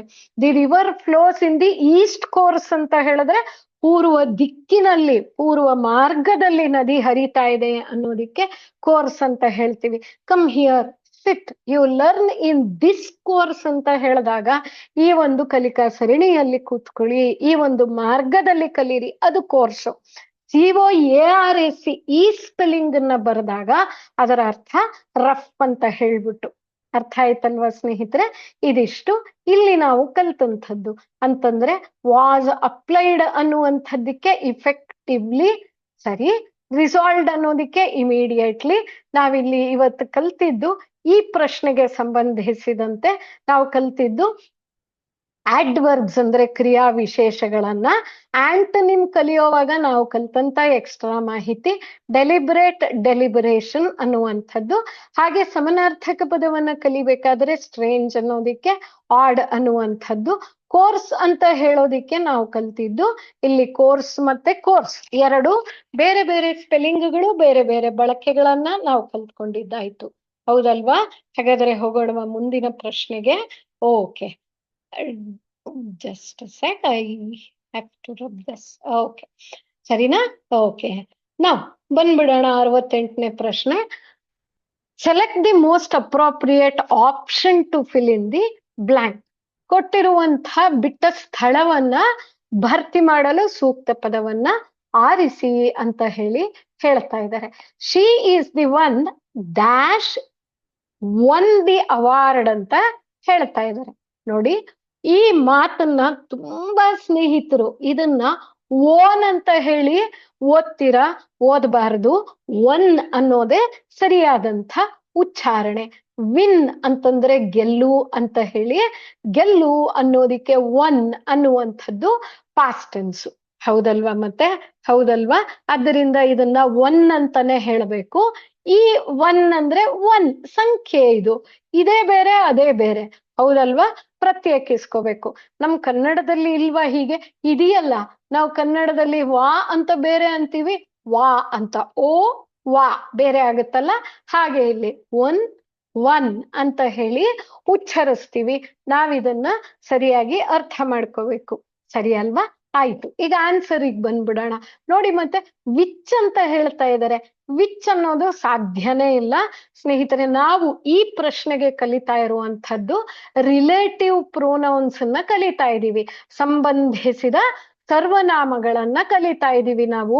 ಆದ್ದರಿಂದ ವಿಚ್ ಅಂತ ಹೇಳಿದ್ರೆ ಶಿ ಅಂತ ಇದ್ದಾರೆ ಸಬ್ಜೆಕ್ಟು, ಇವಳಿಗೆ ಅಂತ ಹೇಳಿ. ಶಿ ಅಂತಂದ್ರೆ ಇದು ನಾಮಪದ ಮನುಷ್ಯರಿಗೆ ಸಂಬಂಧಿಸಿದ್ದು, ಜೀವಂತವಿರುವವರಿಗೆ ಸಂಬಂಧಿಸಿದ್ದು. ಆದ್ದರಿಂದ ಎಂದೂ ಕೂಡ ಪರ್ಸನಲ್ ಪ್ರೊನೌನ್ಸಿಗೆ ವಿಚ್ ಅಂತ ಹೇಳಿ ಹೇಳಬಾರದು. ಹೂಸ್ ಅಂತ ಆಗೋದಿಲ್ಲ, ಅವರ ಅನ್ನುವಂಥ ಅರ್ಥ ಬಂದ್ಬಿಡುತ್ತೆ, ಅದರಿಂದ ಅದು ಬರೋದಿಲ್ಲ. ಡಿ ಹೂಮ್ ಅಂತ ಬರುತ್ತಾ, ಯಾರಿಗೆ ಅಂತ ಬರುತ್ತಾ? ಇಲ್ಲ, ಅದು ತಪ್ಪಾಗೋಯ್ತು. ಆದ್ದರಿಂದ she is the one who one the award ಅಲ್ವಾ? ಪ್ರಶಸ್ತಿಯನ್ನ ಗೆದ್ದವರು ಯಾರು ಅಂದರೆ ಅವರು ಅಂತ ಹೇಳ್ತೀವಿ. ಸೊ ಅವರು ಅನ್ನುವಂಥದ್ದಕ್ಕೆ ಇಲ್ಲಿ ನಾವು ರಿಲೇಟಿವ್ ಪ್ರೊನೌನ್ಗೆ ಹೂ ಅಂತ ಹೇಳಿ ಬಳಸ್ತೀವಿ ಅನ್ನುವಂಥದ್ದು ನೆನಪಲ್ಲಿ ಇಟ್ಕೊಂಡ್ಬಿಡ್ಬೇಕು. ಆಗ್ಬೋದಾ ಸ್ನೇಹಿತರೆ? ಹಾಗಾದ್ರೆ ಮುಂದಿನ ಪ್ರಶ್ನೆಗೆ ನಾವು ಹೋಗ್ಬಿಡೋಣ. ಮತ್ತೆ ಮುಂದಿನ ಪ್ರಶ್ನೆ, select the most appropriate antonym of the given word. ಕೊಟ್ಟ ಪದದ ವಿರುದ್ಧಾರ್ಥಕ ಪದವನ್ನ ಬರೀರಿ ಅಂತ ಹೇಳಿ ಹೇಳ್ತಾ ಇದ್ದಾರೆ. ಸ್ವಲ್ಪ ಅಪರೂಪದ ಪದವನ್ನ ಕೊಟ್ಟಿದ್ದಾರೆ. ಯಾವುದೇ ಪದ ಸ್ನೇಹಿತರೆ ನೆನಪಲ್ಲಿ ಇಟ್ಕೊಂಡ್ಬಿಡಿ, ಕಷ್ಟ ಸುಲಭ ಅನ್ನುವಂಥದ್ದು ಇಲ್ಲ. ನಾವು ಯಾವಾಗ ದಿನನಿತ್ಯದಲ್ಲಿ ಬಳಕೆ ಮಾಡ್ತೀವಿ, ಯಾವಾಗ ದಿನನಿತ್ಯದಲ್ಲಿ ಬಳಕೆ ಮಾಡೋಲ್ಲ ಅಷ್ಟೇ. ಸರಿ ಅಲ್ವಾ? ಇದು ಅಪರೂಪದ ಪದ ಅಥವಾ ಪರಿಚಿತ ಪದಗಳು ಅಂತ ಹೇಳಿ ಹೇಳ್ಕೊಂಡ್ಬಿಡೋಣ. ಸರಿನಾ? ಕೊಟ್ಟಿರುವ ಪ್ರಶ್ನಾರ್ಥಕ ಪದ ಯಾವುದು? ಈಸೋಟರಿಕ್ ಅಂತ ಹೇಳಿ ಕೊಡ್ತಾ ಇದ್ದಾರೆ. ಈಸೋಟರಿಕ್ ಅಂತಂದ್ರೆ ಏನ್ ಗೊತ್ತಾ ಸ್ನೇಹಿತರೆ? ಇದರ ಅರ್ಥ, ಸೇ ಫಾರ್ ಎಕ್ಸಾಂಪಲ್, ನೀವು ಬರೀತಾ ಇರುವಂತದ್ದು ಕಾನ್ಸ್ಟೇಬಲ್ ಪರೀಕ್ಷೆಗಳನ್ನ ಪೊಲೀಸ್ ಡಿಪಾರ್ಟ್ಮೆಂಟ್ ಅಲ್ಲಿ, ಹೌದಲ್ವಾ? ಇದು intended to be understood by few, ಕೆಲವ್ರಿಗೆ ಅರ್ಥ ಆಗ್ಬೇಕು ಅಂತ ಉದ್ದೇಶಪೂರ್ವಕವಾಗಿ ಹೇಳ್ತೀವಿ. Intended to be understood by few, ಇಂಥವರಿಗೆ ಅರ್ಥ ಆಗ್ಬೇಕು. ಫಾರ್ ಎಕ್ಸಾಂಪಲ್, ನೀವು ಬಹಳಷ್ಟು ಸಲಿ, ನನಗ್ ತುಂಬಾ ಜನ ಸ್ನೇಹಿತರಿರೋದ್ರಿಂದ ಅವ್ರು ಹೇಳ್ಕೊಡ್ತಾ ಇರ್ತಾರೆ, ನಿಮ್ ಡಿಪಾರ್ಟ್ಮೆಂಟ್ ಅಲ್ಲಿ ಹೀಗೆಲ್ಲ ಇರುತ್ತೆ ಮ್ಯಾಮ್ ಅಂತ ಹೇಳಿ ಹೇಳ್ತಾ ಇರ್ತಾರೆ. ಏನಂತ ಹೇಳಿದ್ರೆ, ನೀವು ಒಂದು ಸಾಂಕೇತಿಕ ಭಾಷೆಯನ್ನ ಬಳಸ್ತೀರಾ. ಕಾಮನರ್, ನನ್ನಂಥವರಿಗೆ ಲೇಮ್ಮೆನ್ಗೆ ಅರ್ಥ ಆಗ್ಬಾರ್ದು. ಯಾಕಂತಂದ್ರೆ ಅದ್ ನೀವು ಮಾಡ್ತಾ ಇರುವಂತ ಮಿಷಿನ್ ಅದು ಸಫಲ ಆಗೋದಿಲ್ಲ, ಪರ್ಪಸ್ ಸರ್ವ್ ಆಗಲ್ಲ. ಅದಕ್ಕೆ ನೀವೇನ್ ಮಾಡ್ತೀರಾ ಅಂದ್ರೆ ನಿಮ್ಮದೇ ಆದಂಥ ಕೋಡ್ ಲ್ಯಾಂಗ್ವೇಜ್ ಅನ್ನ ಬಳಸ್ಕೊಂಡ್ಬಿಡ್ತೀರಾ. ಅಂಥದ್ದಕ್ಕೆ ಈಸೋಟೆರಿಕ್ ಅಂತ ಹೇಳಿ ಹೇಳ್ತೀವಿ. ಅಂದ್ರೆ ಉದ್ದೇಶ ಪೂರ್ವಕವಾಗಿ ನಾನು ಇಷ್ಟೇ ಜನಕ್ಕೆ, ಇಂಥವ್ರಿಗೆ ಮಾತ್ರ, ನನಗೆ ಯಾರು ಬೇಕು, ನನ್ನ ಟೀಮಲ್ಲಿರೋರಿಗೆ ಮಾತ್ರ ಅರ್ಥ ಆಗ್ಬೇಕು ಅಂತ ಹೇಳಿ ಮಾತಾಡಿದ್ರೆ ಅದು ಇಂಟೆನ್ಷನಲ್. ಸರಿನಾ? ಆಗ್ಬೋದಾ? ಮುಂದೆ ಹೇಳ್ತಾ ಇದ್ದಾರೆ, ಇದಕ್ಕೆ ಯಾವ ಬರುತ್ತೆ ಪದ ಅನ್ನೋದನ್ನ ನೋಡ್ಬಿಡೋಣ. ನೀವು ನೋಡಿದ ತಕ್ಷಣ ಅರ್ಥ ಆಗ್ಬಿಡುತ್ತೆ ಕಾಮನ್ ಅಂತ ಹೇಳ್ಬಿಟ್ಟು. ಯಾಕಂದ್ರೆ ಕಾಮನ್ ಅಂದ್ರೆ ನಾನು ಆಡ್ತಾ ಇರೋಂಥ ಮಾತಿದೆಯಲ್ಲ, ಕ್ಲಾಸು ಕಾಮನ್ ಕ್ಲಾಸ್, ಎಲ್ಲ ಸ್ನೇಹಿತರಿಗೂ ಪರಿಚಿತವಾಗಿ ಅರ್ಥ ಆಗ್ಬಿಡತ್ತೆ, ಹೌದಲ್ವಾ? ಸೊ ಅದರಿಂದ ಈಸೋಟೆರಿಕ್ಗೆ ಕಾಮನ್ ಅನ್ನುವಂಥದ್ದು ಇದು ಉತ್ತರ ಅನ್ನೋದನ್ನ ನೋಡ್ಕೊಂಡ್ಬಿಡೋಣ. ಸರಿನಾ? ಕಾಮನ್ ಅನ್ನೋದು ಉತ್ತರ ಆಯ್ತು, ನನಗೆ ಇದು ಗೊತ್ತಾಗೋಯ್ತು. ಹಾಗಾದ್ರೆ ಬೇರೆ ಪದಗಳಿಗೆ ಅರ್ಥ ಏನು? ಯಾಕಂದ್ರೆ ನನ್ನ ಪರೀಕ್ಷೆನೆಲ್ಲ ಅಕಸ್ಮಾತ್ ಕೇಳಿದ್ರೆ ನಂಗೆ ಗೊತ್ತಿರ್ಲಿ ಅಲ್ವಾ? ಅದಕ್ಕೆ ಇಲ್ಲಿ ಹೇಳ್ತಾ ಇದ್ದಾರೆ ಕ್ರಿಪ್ಟಿಕ್ ಅಂತ ಹೇಳಿ ಹೇಳ್ತಾ ಇದ್ದಾರೆ. ಕ್ರಿಪ್ಟಿಕ್ ಅಂದ್ರೆ ಏನು? ಕ್ರಿಪ್ಟಿಕ್ ಅಂತ ಹೇಳಿದ್ರೆ ಅರ್ಥ ಮಿಸ್ಟೀರಿಯಸ್ ಅಥವಾ ಅಬ್ಸ್ಕ್ಯೂರ್ ಅಂತ ಹೇಳಿ. ಅಂದ್ರೆ ಕ್ರಿಪ್ಟಿಕ್ ಅಂದ್ರೆ ಮಿಸ್ಟ್ರಿ, ರಹಸ್ಯವಾಗಿ ಮಾತಾಡುವಂಥದ್ದು ಅಂತ ಹೇಳೋದಿಕ್ಕೆ ಹೆಚ್ಚು ಕಡಿಮೆ ಎಸೋಟೆರಿಕ್ ಅನ್ನುವ ಪದಕ್ಕೆ, ಇದು ಎಸೋಟೆರಿಕ್ ಈ ಪದಕ್ಕೆ ಸಮಾನಾರ್ಥಕ ಪದವಾಗುತ್ತೆ. ಇದು ಮಿಸ್ಟೀರಿಯಸ್ ಅಂತಂದ್ರೆ ರಹಸ್ಯ ಪೂರ್ವಕವಾಗಿ ಇರುವಂಥದ್ದು ಅಥವಾ ಅಬ್ಸ್ಕ್ಯೂರ್. ಇವಾಗ ನನ್ ಮುಂದೆ ಬೇರೆ ಏನೋ ವಿಚಾರ ಮಾತಾಡಿದ್ರೆ ಅದು ಅಬ್ಸ್ಕ್ಯೂರ್, ನಂಗೆ ಅರ್ಥ ಆಗ್ಲಿಲ್ಲ, ಹೌದಲ್ವಾ? ಅದಕ್ಕೆ ಕ್ರಿಪ್ಟಿಕ್ ಅನ್ನುವಂಥ ಮಾತನ್ನ ಬಳಸ್ತೀವಿ. ಸರಿ, ಆರ್ಕೇನ್ ಅಂತ ಹೇಳಿದ್ರೆ ಏನು ಗೊತ್ತಾ? ಆರ್ಕೇನ್ ಅಂತ ಹೇಳಿದ್ರೆ ಇಲ್ಲಿ ಯಾವುದೇ ರಹಸ್ಯ ಇಲ್ಲ, ಉದ್ದೇಶ ಪೂರ್ವಕವೂ ಅಲ್ಲ. ಆದ್ರೆ ಆರ್ಕೇನ್ ಅನ್ನುವಂಥ ಮಾತು understood by few. For example ಹೇಳ, ಅಂಡರ್ಸ್ಟುಡ್ ಬೈ ಫ್ಯೂ. ಓಕೆ, ಈಗ ಚಾರ್ಟರ್ಡ್ ಅಕೌಂಟೆಂಟ್ಸ್ ಅವರು ಮಾತಾಡ್ತಾರೆ ಅಂತ ಹೇಳಿ ಅನ್ಕೊಳ್ಳೋಣ, understood by few. Chartered accountants ಮಾತಾಡೋದು ಎಲ್ರಿಗೂ ಅರ್ಥ ಆಗಲ್ಲ, ಅವ್ರಿಗೆ ಮಾತ್ರನೇ ಅರ್ಥ ಆಗುತ್ತೆ. ಅವರ ಭಾಷ್ಯದಲ್ಲಿ ಮಾತಾಡ್ತಾರೆ. ಭಾಷೆ ಬೇರೆ, ಭಾಷ್ಯ ಬೇರೆ, ಗೊತ್ತಲ್ವಾ ನಮಗೆ? ಸೊ ಅವರ ಭಾಷ್ಯದಲ್ಲಿ ಮಾತಾಡ್ತಾರೆ. ಅಕೌಂಟೆಂಟ್ಸ್ ಅಂತ ಅಂಡರ್ಸ್ಟುಡ್ ಬೈ ಫ್ಯೂ ಒಂದು. ಮತ್ತೊಂದು ಲೀಗಲ್, ಲಾಯರ್ಗಳೇ ಮಾತಾಡ್ತಾರೆ, ಅವ್ರಿಗೆ ಮಾತ್ರ ಅರ್ಥ ಆಗುತ್ತೆ. ಡಾಕ್ಟರ್ಗಳು ಅವ್ರುಗಳೇ ಮಾತಾಡ್ತಾರೆ, ಅವ್ರಿಗೆ ಮಾತ್ರ ಅರ್ಥ ಆಗುತ್ತೆ. ಅದು ಉದ್ದೇಶನೂ ಅಲ್ಲ ಅಥವಾ ಅದರಲ್ಲಿ ಏನು ರಹಸ್ಯನೂ ಇಲ್ಲ. ಆ community, doctor community, CA community, law community, ಅವ್ರವರಿಗೆ ಅರ್ಥ ಆಗುವಂಥದ್ದು ಇಂಥ ಭಾಷೆಯನ್ನ ಆರ್ಕೇನ್ ಅಂತ ಹೇಳಿ ಹೇಳ್ತೀವಿ. ಆದ್ರೆ ಎಲ್ಲರಿಗೂ ಅರ್ಥ ಆಗುವಂತ ಕಾಮನ್ ಅಂತ ಹೇಳಿ ಹೇಳ್ಬಿಡ್ತೀವಿ. ಆಗ್ಬೋದಾ? ಹೊಗಳುವ ಹಾಗಾದ್ರೆ ಮುಂದಿನ ಪ್ರಶ್ನೆಗೆ. ಮುಂದಿನ ಪ್ರಶ್ನೆ, select the most appropriate option to fill in the blank. Okay, ಇಲ್ಲಿರುವಂತಹ ಬ್ಲಾಂಕ್ ಅನ್ನ ಬಿಟ್ಟ ಸ್ಥಳವನ್ನ ಸರಿಯಾದ ಆಯ್ಕೆಯಲ್ಲಿ ಭರ್ತಿ ಮಾಡಿ ಅಂತ ಹೇಳಿ ಹೇಳ್ತಾರೆ. Oh, she decided to go on a ಅಥವಾ ಆನ್. ನೀವೇನ್ ಬರೀತೀರಾ ಆ ಮುಂದಿನ ಪದಕ್ಕೆ ಸಂಬಂಧಿಸಿದ ಆರ್ಟಿಕಲ್ ನ ಬಳಸಿ ಅಂತ ಹೇಳಿ ಎ ಅಥವಾ ಆನ್ ಅಂತ ಬರ್ದ್ಬಿಟ್ಟು ಡ್ಯಾಶ್ ವೆಕೇಶನ್. ವೆಕೇಶನ್ಗೆ ಯಾವಾಗ ಹೋಗ್ತೀವಿ? ವೆಕೇಶನ್ಗೆ ಹೋಗೋದೇನೆ ರಿಲ್ಯಾಕ್ಸ್ ಆಗಕ್ಕೆ, ಅಥವಾ ವೆಕೇಶನ್ಗೆ ಹೋಗೋದೇನೆ ನಾವು ಎಂಟರ್ಟೈನ್ಮೆಂಟ್ಗೆ, ಹೌದಲ್ವಾ? ಅದಕ್ಕೆ ಅಂತ ಹೇಳಿದ್ರೆ ಇಲ್ಲಿ ಯಾವ ಪದ ಬರುತ್ತೆ ಅಂತ ಹೇಳಿದ್ರೆ ಉತ್ತರ ನೋಡ್ಕೊಂಡ್ಬಿಡೋಣ. ರಿಕ್ರಿಯೇಷನಲ್. ರಿಕ್ರಿಯೇಷನ್ ಅಂತ ಹೇಳಿದ್ರೆ ನಾವು we have to recreate ourselves. ಯಾಕೆ ವಾರಕ್ಕೊಂದಿನ ರಜಾ ತಗೊಳ್ತೀವಿ? ನಮ್ಮನ್ನ ನಾವು ಮತ್ತಷ್ಟು ಚೈತನ್ಯ ತುಂಬಿಕೊಂಡು ಬರೋದಿಕ್ಕೆ. ಇದೇ ಮಾಡ್ತಾ ಇದ್ರೆ ಮೊನೋಟನಿ ಆಗ್ಬಿಡುತ್ತೆ. ಇದನ್ನ ಬಿಟ್ಟು ಸ್ವಲ್ಪ ಡಿವಿಯೇಟ್ ಆಗಿ ಮತ್ತೊಂದು ಜೀವನದ ಮುಖವನ್ನ ನೋಡಿ ಮತ್ತೆ ವಾಪಸ್ ಇಲ್ಲಿಗೆ ಬಂದ್ಬಿಡುವಂಥದ್ದು. ರೀಕ್ರಿಯೇಟ್ ಯುವರ್ ಸೆಲ್ಫ್ ಅಲ್ವಾ? ಅದಕ್ಕೆ she decided to go on a an ಬರಲ್ಲ ಈ ವಾಕ್ಯ ಭರ್ತಿ ಮಾಡುವಾಗ. Article an a recreational vacation. ನೋಡಿ ಮತ್ತೆ ಹೀಗಂತ ಹೇಳಿ ಹೇಳ್ತೀವಿ. ಹಾಗಾದ್ರೆ ಮಿಕ್ಕಿದ ಪದಗಳ ಅರ್ಥ ಏನು? ಟ್ರಾಪಿಕ್ ಅಂತ ಹೇಳ್ತಿದ್ದಾರೆ. ಟ್ರಾಪಿಕ್ ಅಂದ್ರೆ ಉಷ್ಣವಲಯ ಅನ್ನೋದಕ್ಕೆ ಟ್ರಾಪಿಕ್ ಅಂತೀವಿ. ಉಷ್ಣ ಅಂತ ಹೇಳಿ ಹೇಳ್ತೀವಿ. ಅದಕ್ಕೂ ಇದಕ್ಕೂ ಸಂಬಂಧ ಇಲ್ಲ, ಅದರಿಂದ ಅದಕ್ಕೆ ಯಾವುದೇ ಕಿಮ್ಮತ್ತಿಲ್ಲ. ಅದನ್ನ ಬಿಟ್ಬಿಡೋಣ. ಈ ಒಂದು ಸಂದರ್ಭದಲ್ಲಿ ಈ ಕಾಂಟೆಕ್ಸ್ಟ್ ಅಲ್ಲಿ ಫಿಟ್ ಆಗಲ್ಲ. ಆಗ್ಬೋದಾ? ನೆಕ್ಸ್ಟ್ ಬಂದ್ಬಿಟ್ಟು ನೊಟೋರಿಯಸ್ ಅಂತ ಹೇಳ್ತಾ ಇದ್ದಾರೆ. ನೊಟೋರಿಯಸ್ ಅಂದ್ರೆ ಕುಖ್ಯಾತಿ ಅಂತ ಹೇಳಿ ಅರ್ಥ. ಫೇಮಸ್ ಅಂದ್ರೆ ಪ್ರಖ್ಯಾತಿ, ಖ್ಯಾತರು, ಪರಿಚಿತರು ಅಂತ ಹೇಳೋದಿಕ್ಕೆ ಫೇಮಸ್. ನೊಟೋರಿಯಸ್ ಅಂತ ಹೇಳ್ಬಿಟ್ರೆ ಕುಖ್ಯಾತರು ಅಂತ ಹೇಳೋದಿಕ್ಕೆ ಅದಾಗೋದಿಲ್ಲ. ಅದರಿಂದ ನೊಟೋರಿಯಸ್ ಅನ್ನೋದು ಬಿಟ್ಬಿಡಿ. ಇದಕ್ಕೂ ಅದಕ್ಕೂ ಸಂಬಂಧನೇ ಇಲ್ಲ. ಎಕ್ಸ್ಪ್ಯಾಂಡಬಲ್ ಅಂತ ಹೇಳ್ತಾ ಇದ್ದಾರೆ. ಎಕ್ಸ್ಪ್ಯಾಂಡ್ ಅಂದ್ರೆ ಅರ್ಥ ಏನು? ಹಿಗ್ಗು, ಹೆಚ್ಚಾಗು, ದೊಡ್ಡದಾಗು ಅನ್ನುವಂಥದಕ್ಕೆ ಎಕ್ಸ್ಪ್ಯಾಂಡಬಲ್. ಅದು ಕೂಡ ಈ ವಾಕ್ಯಕ್ಕೆ ಸಂಬಂಧನೇ ತೋರಿಸ್ತಿಲ್ಲ. ಅದರಿಂದ ಆ ಪದವನ್ನು ಕೂಡ ಬಿಟ್ಬಿಡೋಣ.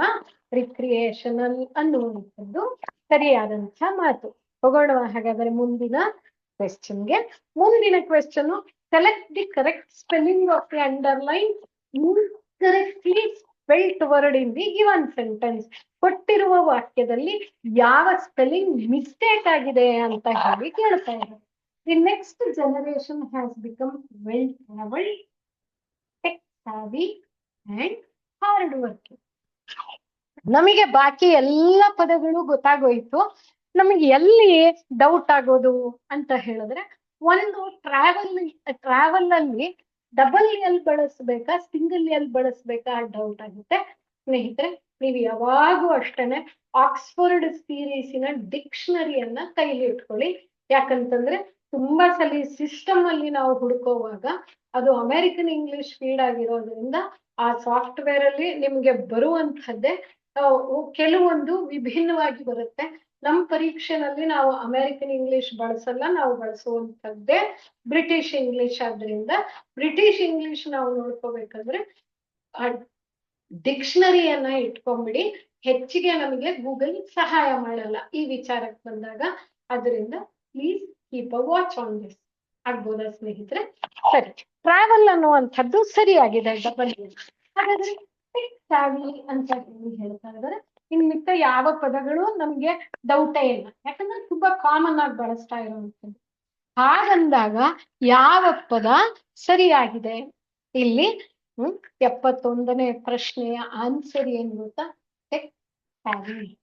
SAVVY ಆಗಿರ್ಬೇಕಿತ್ತು, SVYY ಆಗ್ಬಿಟ್ಟಿದೆ. ಓಕೆ, ಈ ಪದದ ಅರ್ಥವೇನು? ಆನ್ಸರ್ ಅಂತೂ ಗೊತ್ತಾಗೋಯ್ತು ನಮಗೆ, ಸರಿನಾ? ಇನ್ ಯಾವುದೂ ಅಲ್ಲ. ಸ್ಪೆಲ್ಲಿಂಗ್ ಇರೋದ್ರಿಂದ ಮಿಕ್ಕ ಆಪ್ಷನ್ಗಳ ಬಗ್ಗೆ ಹೆಚ್ಚು ನಮಗೆ ವಿವರಣೆ ಬೇಕಾಗಿಲ್ಲ. ಆದ್ರೆ ಈ ಪದಕ್ಕೆ ಅರ್ಥ ಏನು? ಸ್ಯಾವಿ ಅಂತಂದ್ರೆ ಏನ್ ಗೊತ್ತಾ? ನಾನು ನಿಮಗೆ ಆರಂಭದಲ್ಲೇ ಹೇಳಿದೆ, ಕೊಲೋಕ್ವಿಯಲ್ ಲ್ಯಾಂಗ್ವೇಜ್ ಅಂತ ಹೇಳ್ಬಿಟ್ಟು. ಹೌದಾ? ಕೊಲೋಕ್ವಿಯಲ್ ಪಾರ್ಲೆನ್ಸ್, ಆಡು ಭಾಷೆಯಲ್ಲಿ ಹೇಳುವಂಥದ್ದು ಅಂತ ಹೇಳಿ ಹೇಳಿದೆ ನಾನು ನಿಮಗೆ. ಹೌದಲ್ವಾ? ನೋಡಿ ಮತ್ತೆ ಏನಂತ ಹೇಳಿದ್ರೆ, ಆಡು ಭಾಷೆಯಲ್ಲಿ ಸ್ಯಾವೇಜ್ ಅಂತ ಹೇಳಿ ಬಳಸಿದಾಗ ನಾವು ರಾಕ್ಷಸರ ತರ ಎಲ್ಲವೂ ಕಬಳಿಸಿ ಎಲ್ಲವನ್ನೂ ತೆಕ್ಕೆಗೆ ತಗೊಂಡು ಹೀಗೆ ಹೇಳ್ತೀವಲ್ಲ, ಸ್ಯಾವೇಜ್ ಅಂತ. Her work is savage, is ಸ್ಯಾವಿ ಅಂತ ಹೇಳ್ತೀವಲ್ಲ.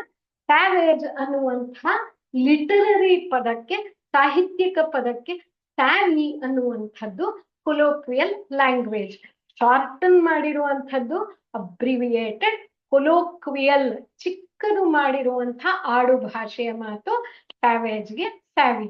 ಟೆಕ್ ಅಂತ ಹೇಳಿದ್ರೆ ಟೆಕ್ನಾಲಜಿ ಅಂತ ಹೇಳ್ಬಿಟ್ಟು. ಕೆಲವ್ರು ನೋಡಿದೀರಾ, ಎಲ್ಲರಿಗೂ ಮಿಷಿನು ಮಿಷಿನು ಮಿಷಿನು ಮಿಷಿನು. ಮನುಷ್ಯರು ಬೇಡ ಇತ್ತೀಚೆಗೆ ಹಂಗೆ. ಹೌದಲ್ವಾ? ಪಾತ್ರೆ ತೊಳಿಯಕ್ ಮಿಷಿನು, ಬಟ್ಟೆ ಒಗ್ಯಕ್ ಮಿಷಿನು, ಮನೆ ಕಸ ಗುಡ್ಸಕ್ ಮಿಷಿನ್, ಎಲ್ಲಾ ಮಿಷಿನ್ ಅಲ್ಲದೆ ಸದಾ ಮೊಬೈಲು ಲ್ಯಾಪ್ಟಾಪ್ ಅಲ್ಲೇ ಇರುವಂತದ್ದು. ಟೆಕ್ನಾಲಜಿ ಸ್ಯಾವೇಜ್ ಅನ್ನುವಂಥ ಮಾತಿಗೆ ಟೆಕ್ ಸ್ಯಾವಿ ಅಂತ ಹೇಳಿ ಹೇಳ್ತೀವಿ. ತಾಂತ್ರಿಕ ವಿಚಾರಗಳನ್ನ ಹೆಚ್ಚು ಅವಲಂಬಿಸುವವರಿಗೆ ಟೆಕ್ ಸ್ಯಾವಿ ಅನ್ನುವ ಮಾತನ್ನ ಹೇಳ್ತೀವಿ. ಅರ್ಥ ಆಯ್ತಲ್ವಾ ಸ್ನೇಹಿತರೆ? ಹಾಗಾದ್ರೆ ಮುಂದಕ್ಕೆ ಹೋಗೋಣ. ಮತ್ತೆ ನೋಡಿ, ಮತ್ತೆ ನಾವು ಈ ಪ್ರಶ್ನೆಗಳಲ್ಲಿ ಕಲ್ತಂಥದ್ದು ಪರ್ಸನಲ್ ಪ್ರೊನೌನ್ ಹಾಗೆ ರಿಲೇಟಿವ್ ಪ್ರೊನೌನ್ ಅನ್ನ ಕಲ್ತ್ವಿ. ಇಲ್ಲಿ ಎಲ್ಲ ಪದಗಳ ಅರ್ಥವನ್ನ ಕಲ್ತ್ವಿ. ಕ್ರಿಪ್ಟಿಕ್ ಬೇರೆ ಸಂದರ್ಭ, ಆರ್ಕೇನ್ ಬೇರೆ ಸಂದರ್ಭ, ಈಸೋಟೆರಿಕ್ ಬೇರೆ ಸಂದರ್ಭ, ಅಬ್ಸ್ಟ್ರೂಸ್ ಅನ್ನುವಂಥದ್ದು ಬೇರೆ ಸಂದರ್ಭ. ನಾನು ಅಬ್ಸ್ಟ್ರೂಸ್ ಪದಕ್ಕೆ ನಿಮ್ಗೆ ಹೇಳಿದೆ ಅಂತ ಅನ್ಕೊಳ್ತೀನಿ. ಅಬ್ಸ್ಟ್ರೂಸ್ ಅನ್ನೋದಕ್ಕೆ ನಾನು ಹೇಳಿಲ್ಲ ಅಂತ ಹೇಳಿದ್ರೆ ಗೊತ್ತಿಲ್ಲ, ನಾನು ಮರ್ತ್ಬಿಟ್ಟೆ. ಅಬ್ಸ್ಟ್ರೂಸ್ ಅನ್ನುವಂಥದ್ದು ಕೂಡ ಅರಿಯದಂಥದ್ದು ಅಥವಾ ಸ್ಟ್ರೇಂಜ್, ನನಗೆ ಅಲ್ಲದಿರುವಂಥದ್ದು, ಅಪರಿಚಿತ ಅನ್ನೋದಕ್ಕೆ ಅಬ್ಸ್ಟ್ರೂಸ್ ಅಂತ ಹೇಳ್ತೀವಿ. ಓಕೆ, ಸರಿ. ನಾವು ಮುಂದೆ ಬಂದಾಗ್ಲೂ ಕೂಡ ನಾವು ರೆಕ್ರಿಯೇಷನಲ್ ಹಾಗಂತಂದ್ರೆ ಏನು, ಇದಕ್ಕೂ ಕೂಡ ನಾವು ಅರ್ಥವನ್ನ ತಿಳ್ಕೊಂಡ್ಬಿಟ್ವಿ. ಟೆಕ್ ಸ್ಯಾವಿ ಎಲ್ರು ಬಳಸ್ತಾರೆ, ನಮ್ಗೆ ಅರ್ಥ ಆಗಲ್ವಲ್ಲ ಅಂತಂದ್ರೆ ಅರ್ಥ ಆಗುತ್ತೆ, ಅದನ್ನು ಕೂಡ ನಾವು ನೋಡ್ಕೊಂಡಿದೀವಿ. ಹೋಗೋಣ ಅಲ್ವಾ ಸ್ನೇಹಿತರೆ ಮುಂದಿನ ಪ್ರಶ್ನೆಗೆ. ಮುಂದಿನ ಪ್ರಶ್ನೆ 72ನೇ ಪ್ರಶ್ನೆ. Okay, select the most appropriate meaning of the given idiom ಅಂತ ಹೇಳ್ತಾ ಇದ್ದಾರೆ. ಕೊಟ್ಟಿರುವಂತ ಒಂದು ನುಡಿಗಟ್ಟಿನ ಅರ್ಥವನ್ನ ತಿಳಿಸಿ ಅಂತ ಹೇಳ್ತಾ ಇದೆ. ಬೈಡ್ ಒನ್ಸ್ ಟೈಮ್ ಅಂತ ಇದೆ. ಸಾರಿ, ಬೈಡ್ ಒನ್ಸ್ ಟೈಮ್ ಅಂತ ಹೇಳ್ತಾ ಇದ್ದಾರೆ. ಏನ್ ಹೀಗಂದ್ರೆ ಅರ್ಥ ಅಂತ ಹೇಳಿದ್ರೆ ಸ್ನೇಹಿತರೆ, ಇದಕ್ಕೆ ನಾವು ಉತ್ತರವನ್ನ ನೋಡ್ಬಿಡೋಣ. ಯಾಕಂತಂದ್ರೆ ಬಾಕಿ ಎಲ್ಲವೂ ಕೂಡ ನಾವು ಅದಕ್ಕೆ ಇಡಿಯಂನೇ ಬರ್ಕೊಂಡ್ಬಿಡೋಣ. ನೋಡಿ, ಮತ್ತೆ ಯಾವುದಾದ್ರೂ ಒಂದು ಅವಕಾಶಕ್ಕೆ ಯಾರಾದ್ರೂ ನಿಮ್ಮನ್ನ ಅವಮಾನ ಮಾಡ್ಬಿಟ್ರು ಅನ್ಕೊಳ್ಳಿ, ನಿಮ್ಮನ್ನ ನೆಗ್ಲೆಕ್ಟ್ ಮಾಡ್ಬಿಟ್ರು ಅನ್ಕೊಳ್ಳಿ, ಬೈದ್ರು ಅನ್ಕೊಳ್ಳಿ, ಹೊಡೆದ್ರು ಅನ್ಕೊಳ್ಳಿ, ತಕ್ಷಣ ರಿಯಾಕ್ಟ್ ಮಾಡಬೇಡಿ. ಒಂದು ಅವಕಾಶಕ್ಕೆ ಸುಮ್ಮನೆ ಪೇಶನ್ಸ್ ಅಲ್ಲಿ ಕಾದ್ಬಿಡಿ. ಕಾದ್ರೆ ನಿಮ್ದು ಯಾವತ್ತಿದ್ರೂ ಕೂಡ ಅವರಿಗಿಂತ ಎದುರಾಳಿಗಿಂತ ಮೇಲ್ಗೈ ಆಗುತ್ತೆ ಅನ್ನುವಂಥದ್ರಲ್ಲಿ ಯಾವುದೇ ಡೌಟ್ ಇಲ್ಲ. ಸರಿ ಅಲ್ವಾ? To wait patiently for an opportunity. ನನಗೆ ನನ್ನದು ಅನ್ನುವಂಥದ್ದು ಕಾಲ ಬಂದೇ ಬರುತ್ತೆ ಅಂತ ಕಾಯ್ತೀವಿ ಅಲ್ವಾ? ಆ ಒಂದು ಪೇಶನ್ಸ್ ನ ಬೈಡ್ ಒನ್ಸ್ ಟೈಮ್ ಅಂತ ಹೇಳಿದ್ರೆ, ನಮ್ಮ ಸಮಯಕ್ಕೆ ಒನ್ಸ್ ಟೈಮ್, ನನಗೂ ಒಂದು ಕಾಲ ಇದೆ, ನಾನು ಕೂಡ ಪರೀಕ್ಷೆ ಪಾಸ್ ಮಾಡ್ತೀನಿ ಅಲ್ವಾ? ಕಾಂಪಿಟೇಟಿವ್ ಎಕ್ಸಾಮಿನೇಷನ್ಸ್ ತಗೊಳ್ಳೋವಾಗಂತೂ ಬಹಳಷ್ಟು ಜನಕ್ಕೆ ಅದ್ರ ಬಗ್ಗೆ ಅರ್ಥ ಆಗಿರಲ್ಲ. ಎಷ್ಟು ವರ್ಷದಿಂದ ಓದ್ತಾನೆ ಇದ್ದಾರೆ, ಏನು ದಬಾಕ್ಲಿಲ್ವಲ್ಲ ಅನ್ಕೊಳ್ತಿರ್ತಾರೆ. ಆದ್ರೆ ನಮ್ಗೂ ಒಂದ್ ಕಾಲ ಇದೆ, ಒಂದ್ ಟೈಮ್ ಬರುತ್ತೆ. ಸೊ ಬೈಡ್ ಒನ್ಸ್ ಟೈಮ್ ಅಂತ ಹೇಳಿದ್ರೆ to wait patiently for an opportunity. ಗೆಲ್ತೀರಾ, ಈ ಸಲ ಪಾಸ್ ಆಗೇ ಆಗ್ತೀರಾ. ಸರಿ ಅಲ್ವಾ? ಸೊ ಅಂಥದ್ದೊಂದು ಮಾತಿಗೆ ಹೇಗಂತ ಹೇಳ್ತೀವಿ. ಅದೇ ಇಲ್ಲಿ ನೋಡಿ, ಅರ್ಥಗಳು ಕೊಟ್ಬಿಟ್ಟಿದ್ದಾರೆ. ಅದಕ್ಕೆ ನಾವಿವಾಗ ಏನ್ ಮಾಡೋಣ ಅಂದ್ರೆ ಇಡಿಯಮ್ಸ್ ನ ಬರ್ಕೊಂಡ್ಬಿಡೋಣ. ಸ್ನೇಹಿತರೆ, ದಯಮಾಡಿ ಇದನ್ನ ಕಲ್ತ್ಕೊಳ್ತಾ ಬಂದ್ಬಿಡಿ. ಯಾಕಂದ್ರೆ ನಿಮಗೆ ಬಹಳಷ್ಟು ಪ್ರಶ್ನೆಗಳು ರಿಪೀಟ್ ಆಗುವಂತ ಸಾಧ್ಯತೆ ಇದೆ. ದಿನ ಅಪ್ಲೋಡ್ ಆಗ್ತಿಲ್ಲ, ನನ್ ಕ್ಲಾಸ್ ಮಾಡಕ್ ಸಾಧ್ಯ ಆಗಿಲ್ಲ, ಮಾಡ್ತೀನಿ. 3 ಕ್ಲಾಸಸ್ ಒಂದ್ ದಿನಕ್ಕೆ. 23ರಿಂದ ಪರೀಕ್ಷೆ ಅಲ್ವಾ? ಸಾಧ್ಯವಾದಷ್ಟು ವಿಡಿಯೋಗಳನ್ನ ನಿಮಗೆ ಪ್ರಾಮಾಣಿಕವಾಗಿ ತಲುಪಿಸೋ ಪ್ರಯತ್ನವನ್ನ ನಾನು ಮಾಡ್ತೀನಿ ಸ್ನೇಹಿತರೆ. ಸರಿ ಅಲ್ವಾ? ನೋಡ್ಕೊಂಡ್ ಬಂದ್ಬಿಡೋಣ ಹಾಗಾದ್ರೆ. To face a difficult situation with courage and determination. ತುಂಬಾ ಕಷ್ಟದ ಪರಿಸ್ಥಿತಿ ಇದೆ, ಅದನ್ನ ನಾನು ತುಂಬಾ ಧೈರ್ಯದಿಂದ ನಿರ್ಧರಿತವಾಗಿ ಎದುರಿಸ್ತೀನಿ ಅನ್ನುವಂಥ ಮಾತಿಗೆ ನಾವಿಲ್ಲಿ ಏನಂತ ಬಳಸ್ತೀವಿ ಅಂತ ಹೇಳಿದ್ರೆ, ಇಡಿಯಂ ಏನು ಇದಕ್ಕೆ ಅಂತ ಹೇಳಿದ್ರೆ ಬೈಟ್ ಎ ಬುಲೆಟ್. ಸರಿ ಅಲ್ವಾ? ಬೈಟ್ ಎ ಅಥವಾ ಬೈಟ್ ದಿ ಬುಲೆಟ್ ಅಂತ ಹೇಳಿದ್ರೆ, ನಾವು ಅವ್ರು ನಮಗೆ ಕಬ್ಬಿಣದ ಕಡಲೆಯನ್ನ ನಮ್ಮ ಮುಖದ ಮೇಲೆ ಬಿಸಾಕಿದ್ರು ಅದನ್ನ ನಾವು ಕಚ್ಚಿ ಅಗೆಯುವಂತಹ ಪ್ರಯತ್ನವನ್ನ ಮಾಡಿದ್ವಿ. ಸಾಧ್ಯ ಇಲ್ಲ, ಪ್ರಯತ್ನ ಮಾಡಿದ್ವಿ, ಅಷ್ಟು ಧೈರ್ಯ ತೋರ್ಸಿದ್ವಿ. ಅದಕ್ಕೆ ಏನಾಯ್ತು? ಕಷ್ಟನೇ ಹೆದರ್ಕೊಂಡು ಹೊರಟೋಯ್ತು ಅಂತ.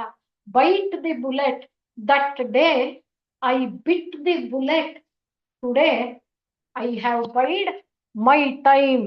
ಆ ದಿವಸ ನನ್ನ ಕಷ್ಟವನ್ನ ನುಂಗ್ಕೊಂಡೆ, ಇವತ್ತು ಸಮಯ ನಂದು, ಕಾಲ ನಂದೆ, ಹೌದಲ್ವಾ? ಅದಕ್ಕೆ ಅಂತ ಹೇಳಿ ಹೇಳ್ತೀನಿ. ಸರಿ, to join a popular trend or activity ಅಂತ ಹೇಳಿ ಹೇಳ್ತಾ ಇದ್ದಾರೆ. ಯಾವುದೋ ಒಂದು ಜನಪ್ರಿಯವಾದಂತಹ ಒಂದು ಪಥ ಅಥವಾ ಒಂದು ಚಟುವಟಿಕೆಯನ್ನ ನಾನು ಸೇರ್ಕೊಳ್ತೀನಿ ಅನ್ನುವಂಥದ್ದಕ್ಕೆ ಇದಕ್ಕೆ ಏನಂತ ಹೇಳಿ ಹೇಳ್ತಾರೆ, ಇದಕ್ಕೆ ಇರುವಂತ ಇಡಿಯಂ ಏನ್ ಗೊತ್ತಾ? Jump on the band wagon ಅಂತ ಹೇಳಿ. Jump on the band wagon ಅಂತ ಹೇಳಿ ಹೇಳೋದಿಕ್ಕೆ ಹೀಗೆ ಹೇಳ್ತೀವಿ ಸ್ನೇಹಿತರೆ, ನೆನ್ಪಿಟ್ಕೊಳ್ಳಿ.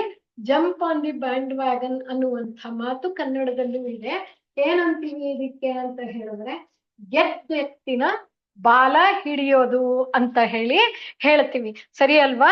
ನಾವು ಯಾವ ಕುದುರೆ ಗೆಲ್ಲುತ್ತೋ ಆ ಕುದುರೆನೇ ನಾವು ಹಿಡ್ಕೋತೀವಿ.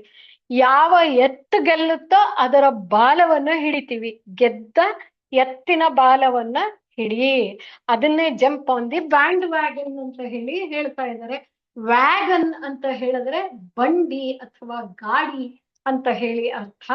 ಬ್ಯಾಂಡ್ ಅಂತ ಹೇಳಿದ್ರೆ, ಬ್ಯಾಂಡ್ ಯಾವಾಗ ಬಾರಿಸೋದು? ತುಂಬಾ ಸಂತೋಷದಲ್ಲಿರುವಾಗ, ಮದುವೆ, ದಿಬ್ಬಣ, ಹಬ್ಬ, ಊರ ಜಾತ್ರೆ, ಇಂಥ ಸಂದರ್ಭದಲ್ಲಿ ಬಳಸುವಂಥದ್ದು.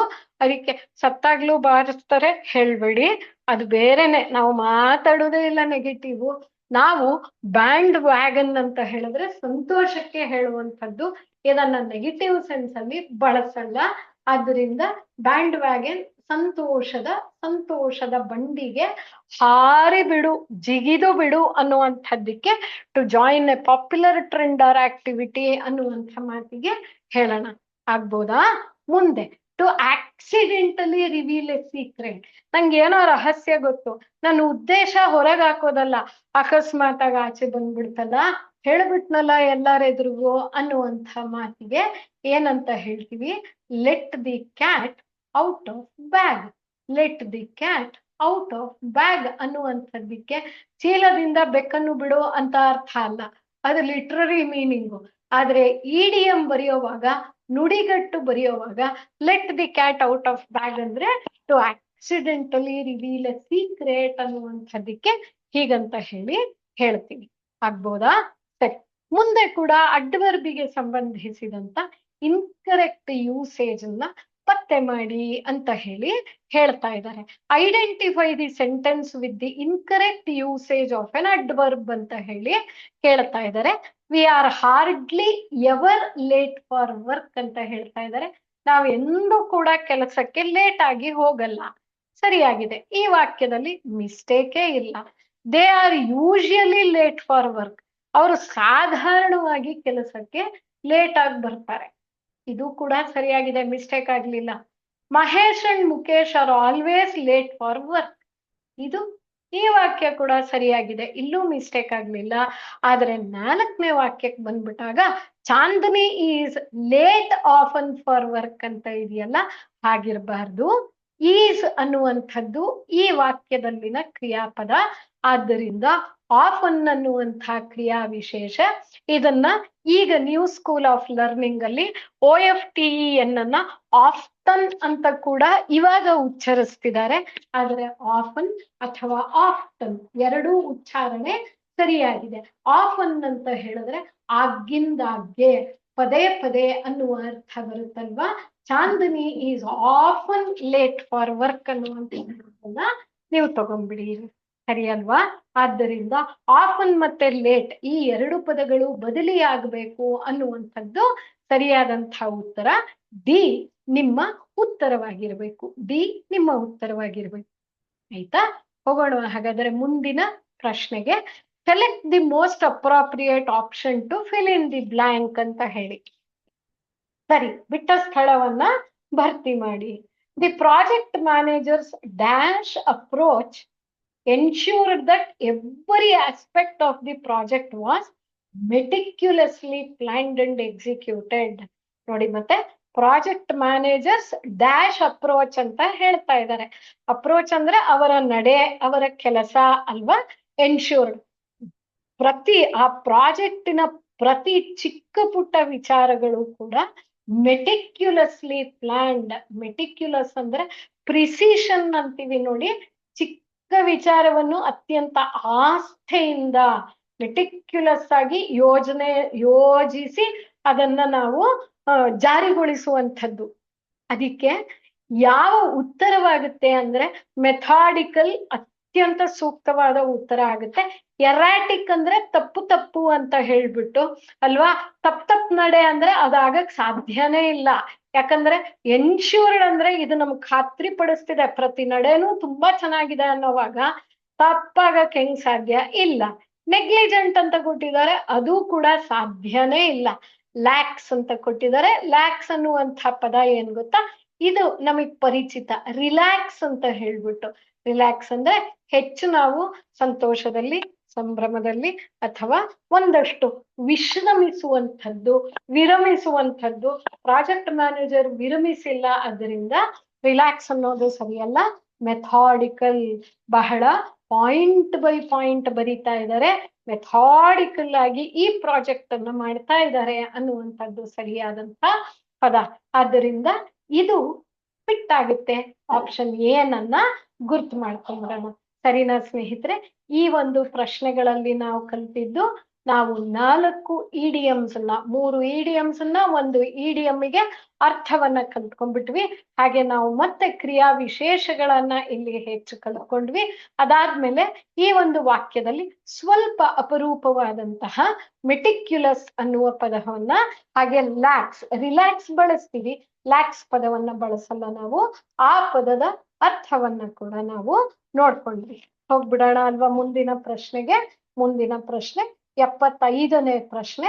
Select the most appropriate antonym of the given word. ಕೊಟ್ಟ ಪದದ ವಿರುದ್ಧಾರ್ಥಕ ಪದವನ್ನ ಗುರುತಿಸಿ ಅಂತ ಹೇಳ್ತಾ ಇದ್ದಾರೆ. ಅಬೇಟ್ ಅಂತ ಹೇಳಿದ್ರು ಸ್ನೇಹಿತರೆ, ಏನ್ ಗೊತ್ತಾ, ಅಬೇಟ್ ಅಂದ್ರೆ ಶಮನಗೊಳಿಸು, ಸರಿ ಅಲ್ವಾ? ಕಡಿಮೆ ಮಾಡು, ಶಮನಗೊಳಿಸು ಅನ್ನುವಂಥದ್ದಕ್ಕೆ ಅಬೇಟ್ ಅನ್ನುವ ಪದವನ್ನ ಬಳಸ್ತೀವಿ. ಹಾಗಾದ್ರೆ ರೆಡ್ಯೂಸ್ ಅನ್ನುವ ಪದವಿದೆಯಲ್ಲ, ರೆಡ್ಯೂಸ್ ಅಂದ್ರೆ ಅಬೇಟ್ಗೆ ಸಿನಾನಿಮ್ ಆಗೋಯ್ತು, ಕಡಿಮೆ ಮಾಡು ಅಂತ ಹೇಳಿ ಆಗೋಯ್ತು, ಸರಿ ಅಲ್ವಾ? ಆದ್ದರಿಂದ ಅದು ಉತ್ತರವಾಗಲ್ಲ. ಸಪ್ಲೈ ಅನ್ನೋದಿಕ್ಕೆ ಅಬೇಟ್ ಅನ್ನೋದಿಕ್ಕೆ ಸಂಬಂಧನೇ ಇಲ್ಲ, ಆ ಪದವನ್ನ ರೂಲ್ ಔಟ್ ಮಾಡಿಬಿಡ್ತೀವಿ. ಕನ್ಸ್ಯೂಮ್ಗೂ ಸಂಬಂಧ ಇಲ್ಲ, ಅದನ್ನೂ ರೂಲ್ ಔಟ್ ಮಾಡಿಬಿಟ್ವಿ. ಹಾಗಂದ್ರೆ ಯಾವುದಪ್ಪ ಅಂತ ಹೇಳಿದ್ರೆ ಅಬೇಟ್ಗೆ ಇಂಟೆನ್ಸಿಫೈ, ಹೆಚ್ಚಿಸು ಅನ್ನುವಂಥ ಮಾತನ್ನ ಹೇಳಬೇಕು, ಸರಿ ಅಲ್ವಾ? ಸೊ ಅಬೇಟ್ ಅನ್ನೋದಿಕ್ಕೆ ಆಂಟನಿಮ್ ವಿರುದ್ಧಾರ್ಥಕ ಪದ ಇಂಟೆನ್ಸಿಫೈ ಅಂತ ಹೇಳಿ ಆಗ್ಬೋದ ಸ್ನೇಹಿತರೆ? ಇಲ್ಲಿ ಕೊನೆಯ ಭಾಗಕ್ಕೆ ಬಂದಿದೀವಿ, ಅಂದ್ರೆ ಕಾಂಪ್ರಹೆನ್ಷನ್ಗೆ. In the following passage some words have been deleted. ನಮಗೆ ಗೊತ್ತಿದೆ ಕ್ಲೋಸ್ ಟೆಸ್ಟ್ ಅಂತ. Read the passage carefully and select the most appropriate option to fill in each blank. ನಾವು ಕಳೆದ 2 ಸೆಷನ್ಗಳಲ್ಲಿ ಮಾಡುವಾಗ ಆ ಪೂರ್ತಿ ಪ್ಯಾಸೇಜ್ ಒಂದೇ ಕಡೆ ಬರೆದು ಬಿಟ್ಟು ಒಂದ್ 2-3 ಆಪ್ಷನ್ ನೆಕ್ಸ್ಟ್ ಪೇಜ್ಗೆ, ನೆಕ್ಸ್ಟ್ ಸ್ಲೈಡಿಗೆ ಹೊಟ್ಟೋಗ್ತಿತ್ತು. ಅದಕ್ಕೆ ಹಲವು ಸ್ನೇಹಿತರು ನೀವು ಕಮೆಂಟ್ ಅಲ್ಲಿ, ಫೋನ್ ಅಲ್ಲಿ ನಮ್ಮನ್ನ ರಿಕ್ವೆಸ್ಟ್ ಮಾಡಿದ್ದು ಏನಂತ ಹೇಳಿದ್ರೆ, ಎಲ್ಲಿ ಬ್ಲಾಂಕ್ ಇದೆಯೋ ಅಲ್ಲೇ ಆಪ್ಷನ್ಸ್ ಬರೋ ಹಂಗೆ ತೋರಿಸಿ ಮ್ಯಾಮ್ ಅಂತ ಹೇಳಿ ಕೇಳಿದ್ರಿ. ಅದರಿಂದ ನಿಮಗೆ ಹೆಚ್ಚು ಅನುಕೂಲ ಆಗ್ಲಿ ಅಂದ್ಬಿಟ್ಟು ಹಾಗೆ ಮಾಡಿದೀವಿ. ನಾವಿಲ್ಲಿ ಇದನ್ನ ಬ್ರೇಕ್ ಮಾಡಿದೀವಿ, ಹೌದಾ? ಈ ಪ್ಯಾಸೇಜ್ ಅನ್ನ ಬ್ರೇಕ್ ಮಾಡ್ಕೊಂಡ್ಬಿಟ್ಟಿದೀವಿ. 3 ಬ್ಲಾಂಕ್ ಬರೋ ಹಂಗೆ ಬ್ರೇಕ್ ಮಾಡ್ಕೊಂಡಿದ್ರೆ, ಇನ್ನ ಮಿಕ್ಕ ಬ್ಲಾಂಕ್ಗೆ ಅಲ್ಲಿ ನೋಡ್ಕೊಳ್ಳೋಣ. ಆದ್ರೆ ಓದ್ಕೊಂಡ್ಬಿಡೋಣ ಒಂದ್ಸಲಿ. Effective communication in the digital age dash proper etiquette. etiquette ಅಂತ ಹೇಳಿದ್ರೆ ಬಿಹೇವಿಯರ್ ಅಂತ ಹೇಳ್ತೀವಿ, ಗೊತ್ತಾ? ಕ್ಯಾರೆಕ್ಟರ್ ಅಂತಂದ್ರೆ ಸ್ವಗತ, ಒಬ್ರೇ ಇದೀರಾ ಅಂತ ಗೊತ್ತಿದ್ದು ನಿಮ್ಮ ಆಲೋಚನೆಗಳನ್ನ ತುಂಬಾ ಸರಿಯಾಗಿ ಇಟ್ಕೋತಿರಲ್ಲ, ಕ್ಯಾರೆಕ್ಟರ್. ಬಿಹೇವಿಯರ್ ಅಂತಂದ್ರೆ ಆಲೋಚನೆ ಹೇಗೆ ಇರಲಿ, ಬೇರೆಯವ್ರ ಮುಂದೆ ಬಣ್ಣವಾಗಿ ಮಾತಾಡಿ ಬಿಹೇವ್ ಮಾಡ್ತಿರ, ನಡ್ಕೋತಿರಲ್ಲ, ಅದು ಬಿಹೇವಿಯರ್. ಇಲ್ಲಿ ಎಟಿಕ್ವಿಟ್ ಅಂದ್ರೆ ಕೆಲವೊಂದು ಬಿಹೇವಿಯರ್ ಪ್ಲಸ್ ಕ್ಯಾರೆಕ್ಟರ್ ಎರಡಕ್ಕೂ ಸಂಬಂಧಿಸಿದಂಥದ್ದು ಎಟಿಕ್ವಿಟ್. ಓಕೆ, ಸಾಧಾರಣವಾಗಿ ಹೇಳಬೇಕಂದ್ರೆ ಒಂದು ಇಂಟರ್ವ್ಯೂ ಫೇಸ್ ಮಾಡ್ತೀರಾ ಅಂದ್ರೆ ಎಟಿಕ್ವಿಟ್ ಟ್ರೈನಿಂಗ್ ಆಗ್ಬೇಕು ನಿಮ್ಗೆ. ನಿಮ್ ಬಟ್ಟೆ ಹೆಂಗಿರ್ಬೇಕು, ಮಾತು ಹೆಂಗಿರ್ಬೇಕು, ಸರಿ ಅಲ್ವಾ? ಸಂಸ್ಕೃತದ ಪದ ಒಂದು ಮಾತಿದೆ, ವಸ್ತ್ರೇಣ ವಪುಷ ವಾಚ. ಫಸ್ಟ್ ನಿಮ್ ವಸ್ತ್ರ ಬಟ್ಟೆ ಚೆನ್ನಾಗಿರ್ಬೇಕು. ವಪುಷ ಕ್ಲೀನ್ ಅಂದ್ರೆ ಕ್ಲೀನ್ ಆಗಿರ್ಬೇಕು. ದಪ್ಪ ಇದೀನಿ ಸಣ್ಣ ಇದೀನಿ ಅದೆಲ್ಲ ಬಿಟ್ಬಿಡಿ, ನೀಟಾಗಿರ್ಬೇಕು. ನೀವಂತೂ ಪೊಲೀಸ್ ಪರೀಕ್ಷೆ ನೀವೆಲ್ಲರೂ ಕೂಡ ಪರ್ಫೆಕ್ಟ್ ಫಿಟ್ ಆಗಿರ್ತೀರ ಫಿಸಿಕಲಿ. ಓಕೆ, ಸೊ ವಪುಷ ವಾಚ, ಮಾತು ಸರಿಯಾಗಿರ್ಬೇಕು.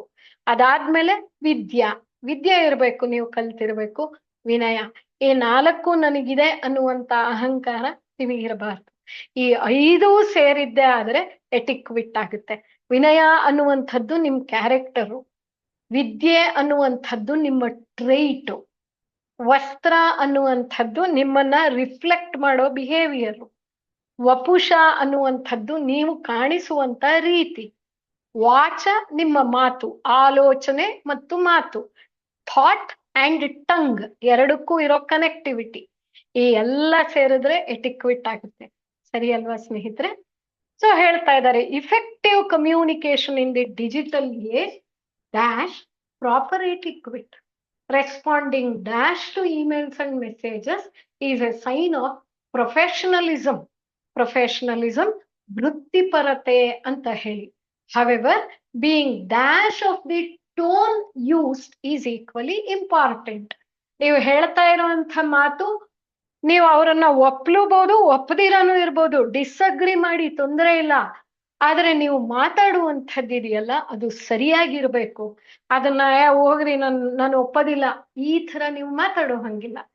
ಹೀಗಿದ್ದಿದ್ರೆ ಹೆಚ್ಚು ಸರಿ ಇರ್ತಿತ್ತೇನೋ ಅಂತ ಹೇಳಬೇಕು. ಇಲ್ಲಿ ಯಾವುದರ ಬಗ್ಗೆ ಮಾತಾಡ್ತಿದ್ದಾರೆ ಅನ್ನೋದಂತೂ ಸ್ಪಷ್ಟ ಆಗೋಯ್ತು. ಅತ್ಯಂತ ಪ್ರಭಾವಿಯಾಗಿ ನಾನು ಯಾರ ಜೊತೆಯಾದ್ರೂ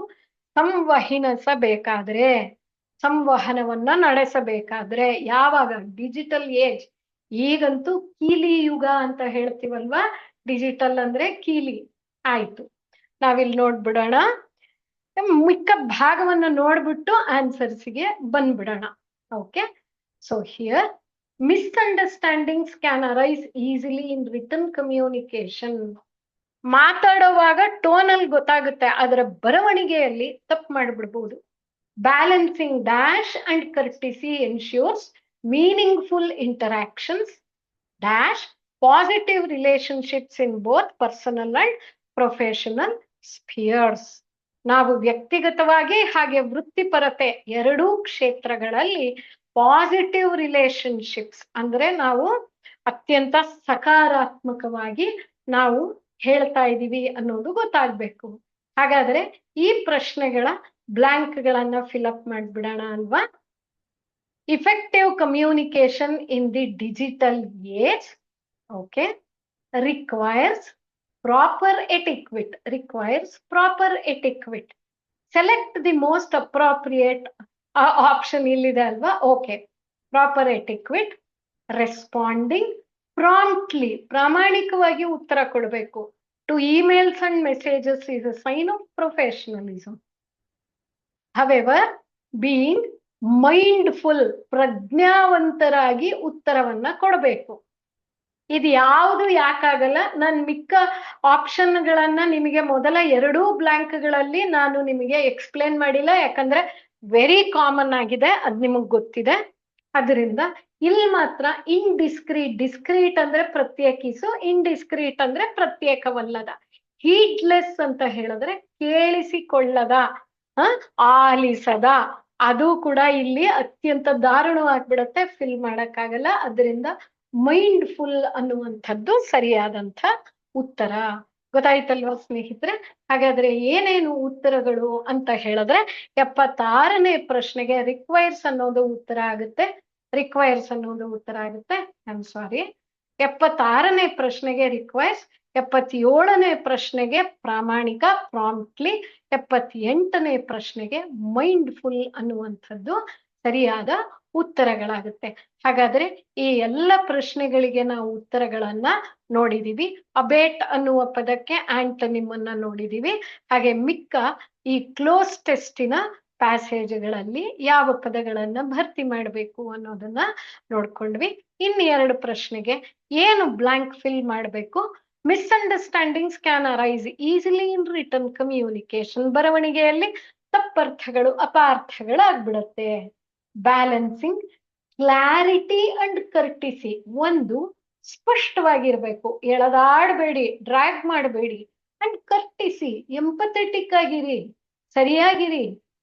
ಕರ್ಟಿಸಿಯಲ್ಲಿ ಉತ್ತರ ಕೊಡಿ. Kindness cost you nothing. Courtesy ನಿಮಗೆ ಏನನ್ನು ಡಿಮಾಂಡ್ ಮಾಡಲ್ಲ, ಆದ್ರೆ ಅವರನ್ನ ಅಪ್ರೋಚ್ ಮಾಡಬಹುದು ಅನ್ನುವಂಥ ನಿಮ್ಮ ಬಗೆಗಿನ ಗುಡ್ ವಿಲ್, ಒಳ್ಳೆಯ ಸದ್ಭಾವನೆಯನ್ನ ಬೆಳೆಸುತ್ತೆ. ಸರಿ ಅಲ್ವಾ? Ensures meaningful interactions. ಪರಸ್ಪರ ಮಾತಾಡುವಂಥದ್ದು. ಸರಿ ಅಲ್ವಾ? ಓಕೆ, ಹಿಯರ್ 5 ಪಾಸಿಟಿವ್ ರಿಲೇಷನ್ಸ್ ಅಂತಿದ್ದಾರೆ. Fostering positive relations. Fostering positive relationships in both personal and professional spheres. ಸರಿ ಅಲ್ವಾ? Personal and professional spheres. ಇಲ್ಲಿ ನೋಡಿ, ಬ್ರೈಟ್ನೆಸ್, ಶಾರ್ಪ್ನೆಸ್, ವಿಸಿಬಿಲಿಟಿ ಈ ಎಲ್ಲದಕ್ಕೂ ನಮಗೆ ಕಾಮನ್ ಪದಗಳಾಗಿರೋದ್ರಿಂದ ಅರ್ಥ ಆಗುತ್ತೋ. ಸಪ್ರೆಸ್ ಅಂದ್ರೆ ತುಳಿ ಅಂತ ಹೇಳಿ 80ನೇ ಪ್ರಶ್ನೆಯಲ್ಲಿ ನಾನು ಮಾತಾಡ್ತಿದ್ದೀನಿ. ಸಪ್ರೆಸ್ ಅಂದ್ರೆ ತುಳಿ, ದಮನ ಮಾಡು, ಶಮನ ಮಾಡು, ಕಡಿಮೆ ಮಾಡು. ಕೊಂಬ್ಯಾಟ್ ಅಂದ್ರೆ ಎದುರಿಸು. ಇಂಪೀಡ್ ಅಂತ ಹೇಳಿದ್ರೆ ಅಡೆತಡೆ ಒಡ್ಡು ಅಂತ ಹೇಳಿ. ಈ ಯಾವುದೇ ಪದ ಈ ಬ್ಲಾಂಕ್ಗೆ ಸೂಕ್ತವಾಗಿರೋದಿಲ್ಲ. ಆದ್ದರಿಂದ ಫಾಸ್ಟರಿಂಗ್ ಅನ್ನುವಂಥದ್ದು, ಫಾಸ್ಟರ್ ಅಂತ ಹೇಳಿದ್ರೆ ಅದನ್ನ ಪೋಷಿಸು, ಬೆಳೆಸು, ಅಭ್ಯಸಿಸು ಅನ್ನುವಂಥದ್ದಕ್ಕೆ ಫಾಸ್ಟರಿಂಗ್ ಅಂತ ಹೇಳ್ತೀವಿ. ಇದು ಮತ್ತೆ ಸರಿಯಾದಂಥ options. Option D is the right answer ಅನ್ನುವಂಥದ್ದು ಗೊತ್ತಾಗೋಯ್ತು. ಆಗ್ಬೋದಾ ಸ್ನೇಹಿತರೆ? ಈ ಪ್ರಶ್ನೆ ಪತ್ರಿಕೆಯ ಎಲ್ಲ ಪ್ರಶ್ನೆಗಳನ್ನ ವಿವರಣಾತ್ಮಕವಾಗಿ, ವಿಶ್ಲೇಷಣಾತ್ಮಕವಾಗಿ ಎಲ್ಲ ಆಪ್ಷನ್ಸ್ ಜೊತೆಗೆ ಕಲ್ತ್ಕೊಂಡಿದೀವಿ. ಮತ್ತೆ ಸಿಗ್ತೀನಿ ನಾನು ಈ ತಕ್ಷಣದಲ್ಲೇ ಮತ್ತೊಂದು ದಿನದ ಮತ್ತೊಂದು ಶಿಫ್ಟಿನ ಪತ್ರಿಕೆಯೊಂದಿಗೆ. ಅಲ್ಲಿ ತನಕ ಕಲಿತಾ ಇರಿ ನೀವು ಜ್ಞಾನ ಗಂಗೋತ್ರಿಯೊಂದಿಗೆ. ಏನೇ ಡೌಟ್ ಇದ್ರೂ ಫೋನಾಯಿಸಿ ಕೆಳಗಿನ ನಂಬರ್ಗಳಿಗೆ. ಹಾಗೇನೆ ನೀವು ನಮ್ಮನ್ನ ನೇರವಾಗಿ ಕೂಡ ಬಂದು ಭೇಟಿ ಮಾಡಬಹುದು. ಎಲ್ರಿಗೂ ಒಳ್ಳೆಯದಾಗ್ಲಿ.